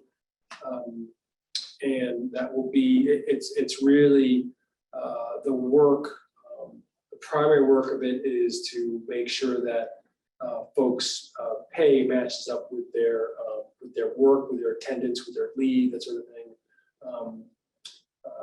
And that that's sort of all employees across the board, basically, particularly food service, secretaries, paraprofessionals, transportation. So it's something we've been piecing together, and Maria has been hanging on, which I really appreciate. Hugely indebted to her, but we don't want to drag her through this into the new school year, and so really are looking forward to replacing. Getting someone to replace Maria not for this job. She's going to keep being with us here at night for some reason. Because we need her. Because we need her. She's the best. And she's the best. And she barely likes us, which is good too. But she's been trying to unwind from this for some time, and so we're finally having together. So that's the HR position, and then any questions on that? No, so we should take up. Do you want to do that one? I have a question. Yep. I didn't know if we were going to jump into the motion. I don't see any salaries attached to this. Oh, so the range that I think was approved is $55,000 to $60,000. Did we approve that at BNF? I Where was it approved? I don't remember talking about it, that's why. Where was it discussed? This was at personnel. was the personnel. For both positions? Yeah. So should it be 2 reviews, the job description itself? Well, usually job description, does personnel, and then BNF Right, finds that's the what I'm saying. funding mechanism and all that, so that's why I was wondering. That's the point I'm trying to make. Yeah. So We can approve the job description, but But not the has to be salary. reviewed by Yeah. Just refer to BNF. these dollars were already in the budget because it's an existing position. This is technically not a new position. You name it entitled to the position. It's Otherwise, you're gonna have. I think issues. to belt and suspenders this one, it's probably Absolutely. better to go, I mean. Yeah, we meet next week, right? BNF? no 2 weeks. Um, You need us to meet sooner than that. Yeah, If we're gonna- that's all, but you're on vacation. so. Of course, we need you, come on. If not, we just approve. We need the to position. approve it and then identify the funding. Because The it's funds- not, these positions are not in our budget right now. Yes, they are. These dollars are in our budget. Dollars and dollars. position are 2 different things. Just tell me what you want to do. Just refer to BNF, we'll get it done. If you want it done before the BNF meeting, we'll have a special meeting. I'm not trying to make it difficult, I'm just making sure the proper procedures. are- We don't meet as a full committee until the 24th. So even if subcommittee met, it would, You saying it holds up like advertising or So it holds up hiring. hiring? and to Ben's point, I mean, And there's if this was clear, we would have already scheduled So that that's, meeting. that's been our process in the past, the most common process. So maybe instead of a BNF meeting, we do a school committee meeting, and that way we can approve it right there. Why can't we, is it possible to approve it right now? It's on the agenda. If you're willing to answer questions on how you got, my questions on how the salary was done and what the funding mechanism is and all that, I'm okay with that. I mean, but just know, usually when you do a position, the job description comes from one subcommittee and the funding comes from another. Sorry. so, I just want to make sure the work is done right, that's all. Well, I think if the relevant questions are asked right now, since it is on the agenda. Yeah. I think that covers us. I would say so too, yeah. Okay, so Gary, Well, I'm not clear on the questions yet. I haven't asked him. Okay. Wait, can I ask a procedural question? So do we approve the job description first and then go into the funding piece? Right? Yeah, we do both. Right? So I move that we approve this the notice of position vacancy for the Human Resources Business Office Liaison. second, But could I ask what was the motion again? That we approve this for the position of Human Resources Business Office Liaison. Okay, I thought you said use the word vacancy, so we are Right, I approving made the a job mistake. description. We're approving the job description. I stand correct. Is there two or just? This is, there are two different. Do one at a time. This is one at a time Yep. since we're doing the salaries. one at a time, so- Yep. Okay. Is that, Maria, is that motion, does that work? Yes. Okay. You second? I seconded it. Yeah. Okay, discussion on the job description. Can I just ask if there's been a legal review on this? There's not been a legal.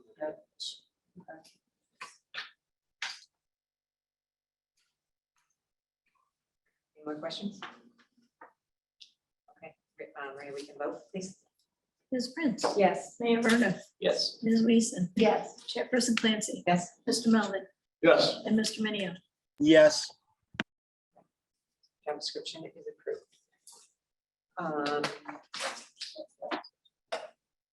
Well, are we doing the money first or then the other job description? Why don't we stick with this one? Okay. Okay, and as Ben has said, there is funding in the current budget for a position within the business office, within the main office. So Melissa, do you have questions to? Yeah, so can you tell me what work was done, if any, to see if other positions in possible other districts that were similar, to make sure that we're compatible with the amount of work? I mean, I know part of this job description existed at one point, but now there's additional responsibilities. So how did you come up with, first of all, what did you come up for salary range? That's what I should ask. $55,000 to $60,000. It's. Private contract, individual Yeah, contract? yep, individual contract, yep. And we were basing that on looking at the prior work that was done,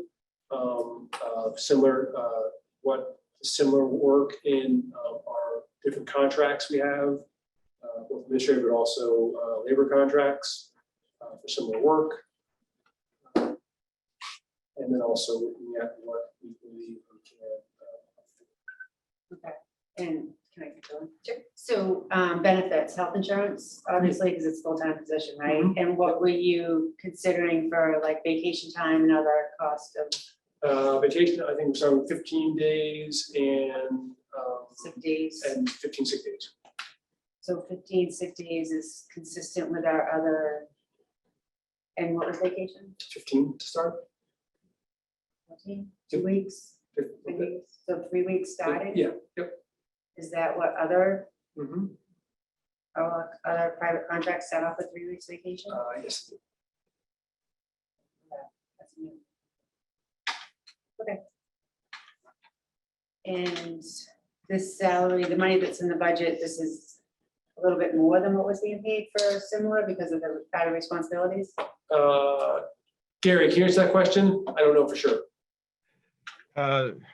Yeah, the money in the budget was $60,000 for a combination of the recording secretary and confidential admin assistant. So really, Maria had 2 roles, and the 2 roles together were 60. So essentially, if we continue with the going forward, we had to increase the budget by 12,000 in order to make this salary be able to fit the salary in the budget. Budget had only $48,000 last year, or this year's budget.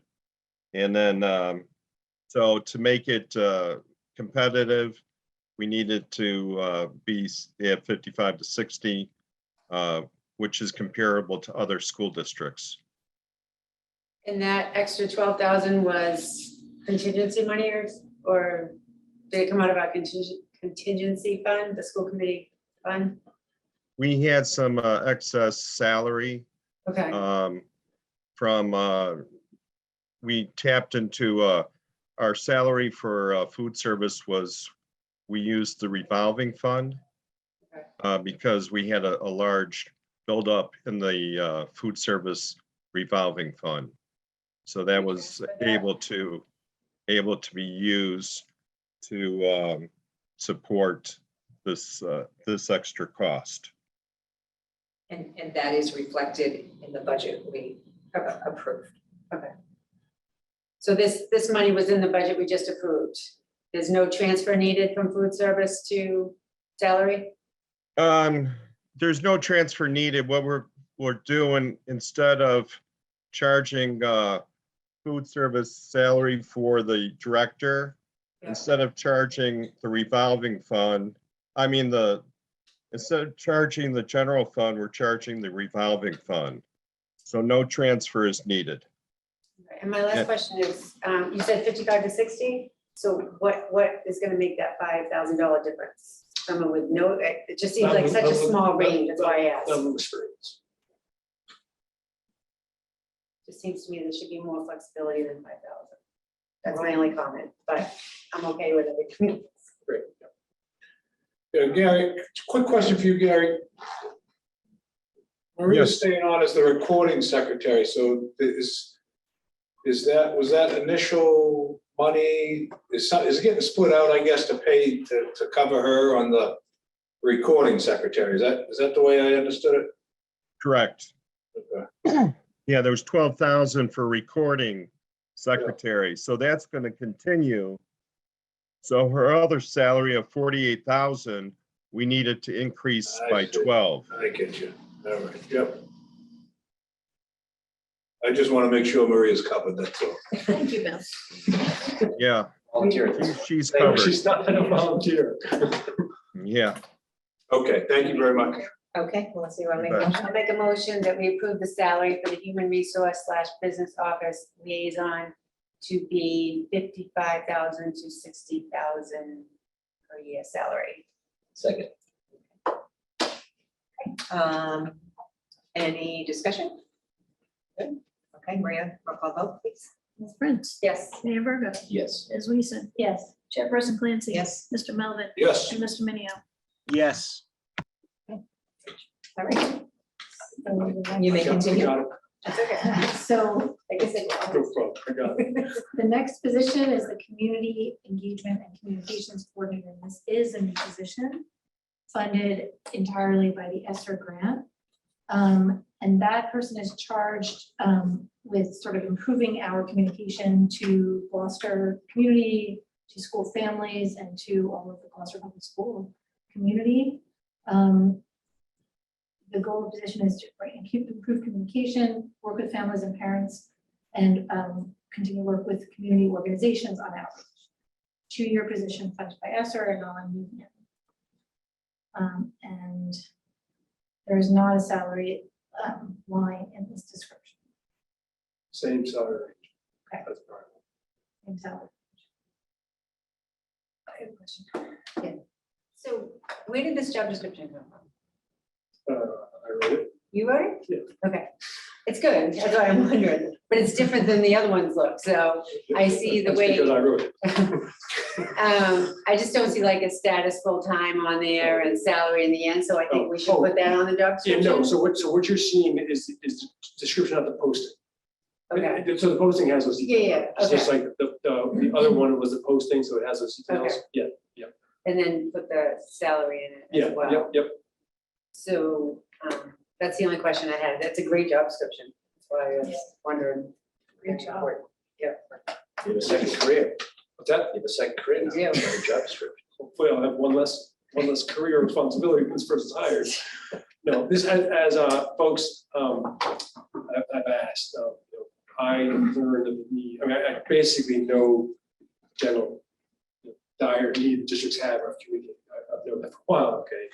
But when I was in my hiring process, it also became crystal clear, both in the profile that you'd created for the new superintendent you're looking for, but also my interview process that we need to do a better job communicating and outreach and engagement. And so I've done a better job than that, but we need to get it done. And so this I wanna person. meet this person, it's gonna be a superhero. Yeah, well, I'm trying to hire students. No, but anyway, so just a person who can do the work.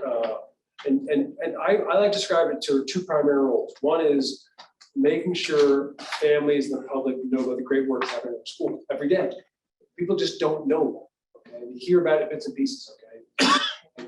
And then, so that's one big piece. And the other big piece is making sure that we're engaging our families and other folks in the community in learning about things, not only about the schools, but things like, what's it like to move from being a elementary school parent to a middle school parent?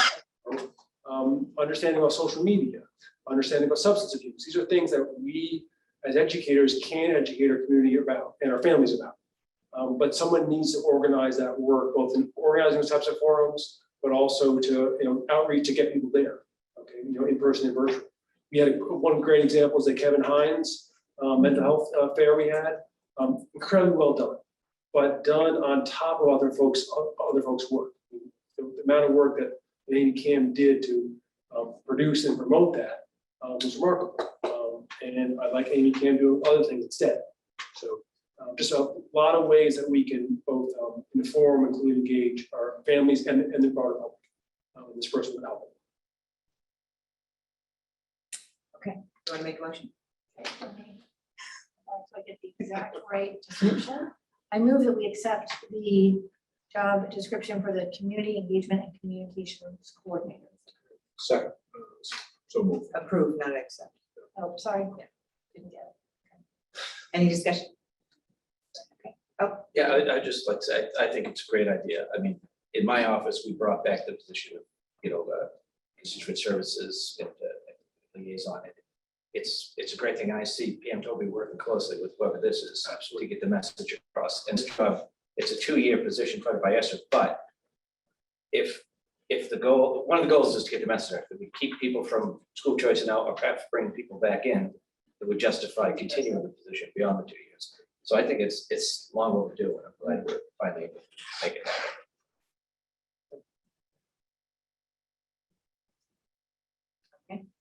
Roll call vote?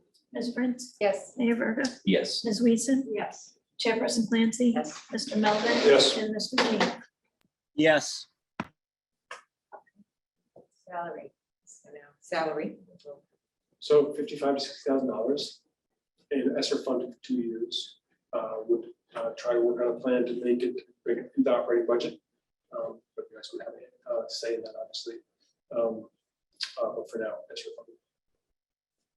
Same benefits full time. Yeah, absolutely. Yep, those are typical, sort of standard we have for return contracts. Just as a start. Okay. We have a motion? I'll make a motion to approve the salary of the community engagement and communications coordinator to be $55,000 to $60,000 per year. Second. Okay, any discussion? Maria, roll call vote, please. Ms. Prince? Yes. Mayor Verga? Yes. Ms. Watson? I'm sorry, Ms. Weason? Yes. Chairperson Clancy? Yes. Mr. Melvin? Yes. And Mr. Minio? Yes. Motion carries unanimously. Thank you Okay, very much. all right.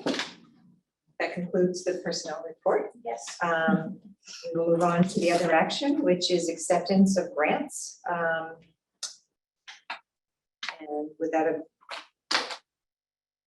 let's see, without objection, would we like to approve the DESI grants in one motion? That's 1 through 5, and I can read them off. Yes. Okay. Department of Elementary and Secondary Education STEM grant, STEM equipment and professional development grant in the amount of $54,137. The investigating history pilot grant in the amount of $2,300. SEL, social emotional learning and mental health grant in the amount of $83,252. Massachusetts grad grant increase in the amount of $10,000. Homeless children grant increase in the amount of $2,529,000. And I so move that we accept. Okay, Kathy, just on that last one. 2,529. I say it incorrectly. Yeah, you said 2,529,000. Oh, right. Like that even better. We'd probably accept that. Second. Okay, motion and a second. Any discussion? Okay, we have roll call vote. Ms. Prince? Yes. Mayor Verga? Yes. Ms. Weason? Yes. Chairperson Clancy? Yes. Mr. Melvin? Yes. And Mr. Minio? Yes. Okay, and the next grant is the Family Services of Merrimack Valley grant in the amount of $2,200 let's just read them all as a group.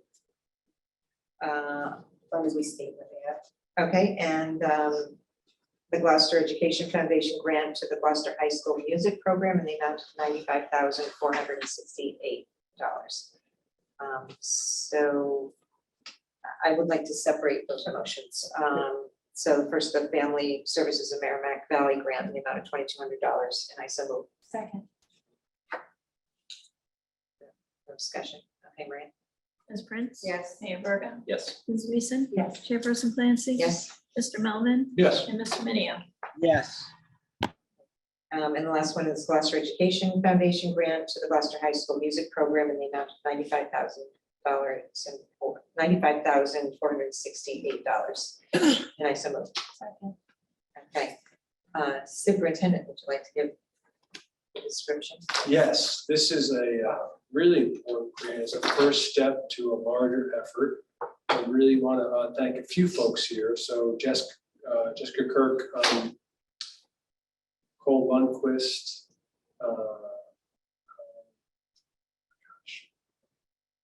Treely Dowd, and one other student, I don't know. Did a great effort working with folks who rock toward music and others to understand what we could use and how to improve our sound system at the UTHS auditorium, and specifically the remote mics, all the microphones, basically, all the different microphones, there are lots of microphones, okay? But then we are beginning on a process of looking at a much more substantial rehabilitation and refurbishing of the GHS auditorium and the O'Malley auditorium. That would be a multi-year project. Okay? So we wanted to make sure that this effort on the sound system would be able to last and wouldn't be then outdated and need to be redone again in a couple of years. And so Grant Harris also supported the effort and did some due diligence as well to make sure that it was sort of up to par. And what the result was we sort of put forth the GF sort of a revised revised proposal that went from sort of in the 20, 30,000 range to 65, but then another one was up to 95, which would really be the sort of the Cadillac version in a sense, okay? And I'm sorry, it was treated out of Michael Merchant, where the book students were helping out. And in working with, and GF's due diligence and their work with us, they really saw that it was best to go for the whole thing. And so I really credit both the hard work of Jessica Kirk and Cole Lundquist and the two students, Julie Dow and Michael Merchant, also Grant Harris and others that really do such a good job in assessing, evaluating, and then the proposal that GF has confidence that others will do as well. It's an up to amount. So with Grant Harris' help, we were able to get some better pricing through educational that we use. But we're going to do the whole thing and really pleased with, it's going to really change how folks experience the concerts and the performance there. It's great. And as I said, the first step in what will be a larger project. So it's very exciting. And I think just a great, another example of how our teachers and our students work together to create big things. So, and I make sure I really appreciate the GF's, their continued tremendous support of the arts and performing arts in our schools. You may not know, but we are have to change rooms, have to move the band room from here close to the auditorium down to the science wing because they've had so many more kids signing up. That may need a much bigger room. So we're giving them essentially the biggest classroom we can find. And also GF is supporting efforts to soundproof that room. So folks around that area enjoy it, but not too loud. So, but GF has just been many, many years. It's been a huge supporter of arts and performing arts, and they continue. And I think if anybody, I mean, I know some of us have attended the middle school concerts in the spring. And for many years, they have never been as many kids. There's so many kids at the middle school that are coming up, and the elementary, 4th and 5th, the instrument lessons. So it's really a good growth in the program. And, you know, of course, drum has always been very popular as well, participating in. So one of the great things at the O'Malley program is that, you know, often it can be athletics, it can be arts, it can be performing arts, music. Sometimes kids will feel if they haven't begun at the very, very early stages, they won't start. But O'Malley's pulling them in, and giving them the sort of license and the okay to try it out. And I think it's a great thing for the students and kids are going for it. And that's somewhat big growth is coming from. we did motion in a second, right? Okay, so we will vote. Ms. Prince? Yes. Mayor Verda? Yes. Ms. Weason? Yes. Chairperson Clancy? Yes. Mr. Melvin? Yes. And Mr. Minio? Yes, sorry about that. Gotcha. Okay. So that concludes. No. Did we do the There's Perkins Sumner one? And Essex County Community Foundation. Yeah, number 7 and number 9. Yeah. Right above. I am looking at Yeah. the agenda I printed out. 7 and 9. Okay, sorry. Okay. Another grant. I move that we accept the Perkins Summer Grant in the amount of $19,610. Second. And that is vocational. Yes. Okay. No discussion, okay. Maria, roll call vote. Ms. Prince? Yes. Mayor Verda? Yes. Ms. Weason? Yes. Chairperson Clancy? Yes. Mr. Melvin? Yes. And Mr. Minio? Yes, Okay, motion carries unanimously. And the last grant, I move that we accept the Essex County Community Foundation grant increase in the amount of $3,000. Second. Discussion? Okay, roll call vote, please. Ms. Prince? Yes. Mayor Verda? Yes. Ms. Weason? Yes. Chairperson Clancy? Yes. Mr. Melvin? Yes. And Mr. Minio? yes. That concludes the action for tonight. Last item is the East Gloucester Veterans Memorial School Building Committee update. continuing? Yeah, not much of an update, really. I mean, it is continuing. It's on budget, on schedule. We are working through things like, benches. Benches, inside and out. And they've been getting deliveries and they notify the people who are on the list of notification by email. Today was another concrete pour on the deck, on the deckings. So it was last late in the night, but I've been going very smoothly. Our next building committee meeting is a week from tomorrow. And we, And the reason they're asking about benches is because they need to put down concrete footing pads because they're gonna get going on like the sidewalk. And hopefully have much of it done this fall. Not plantings, but like, getting it in the right shape. So.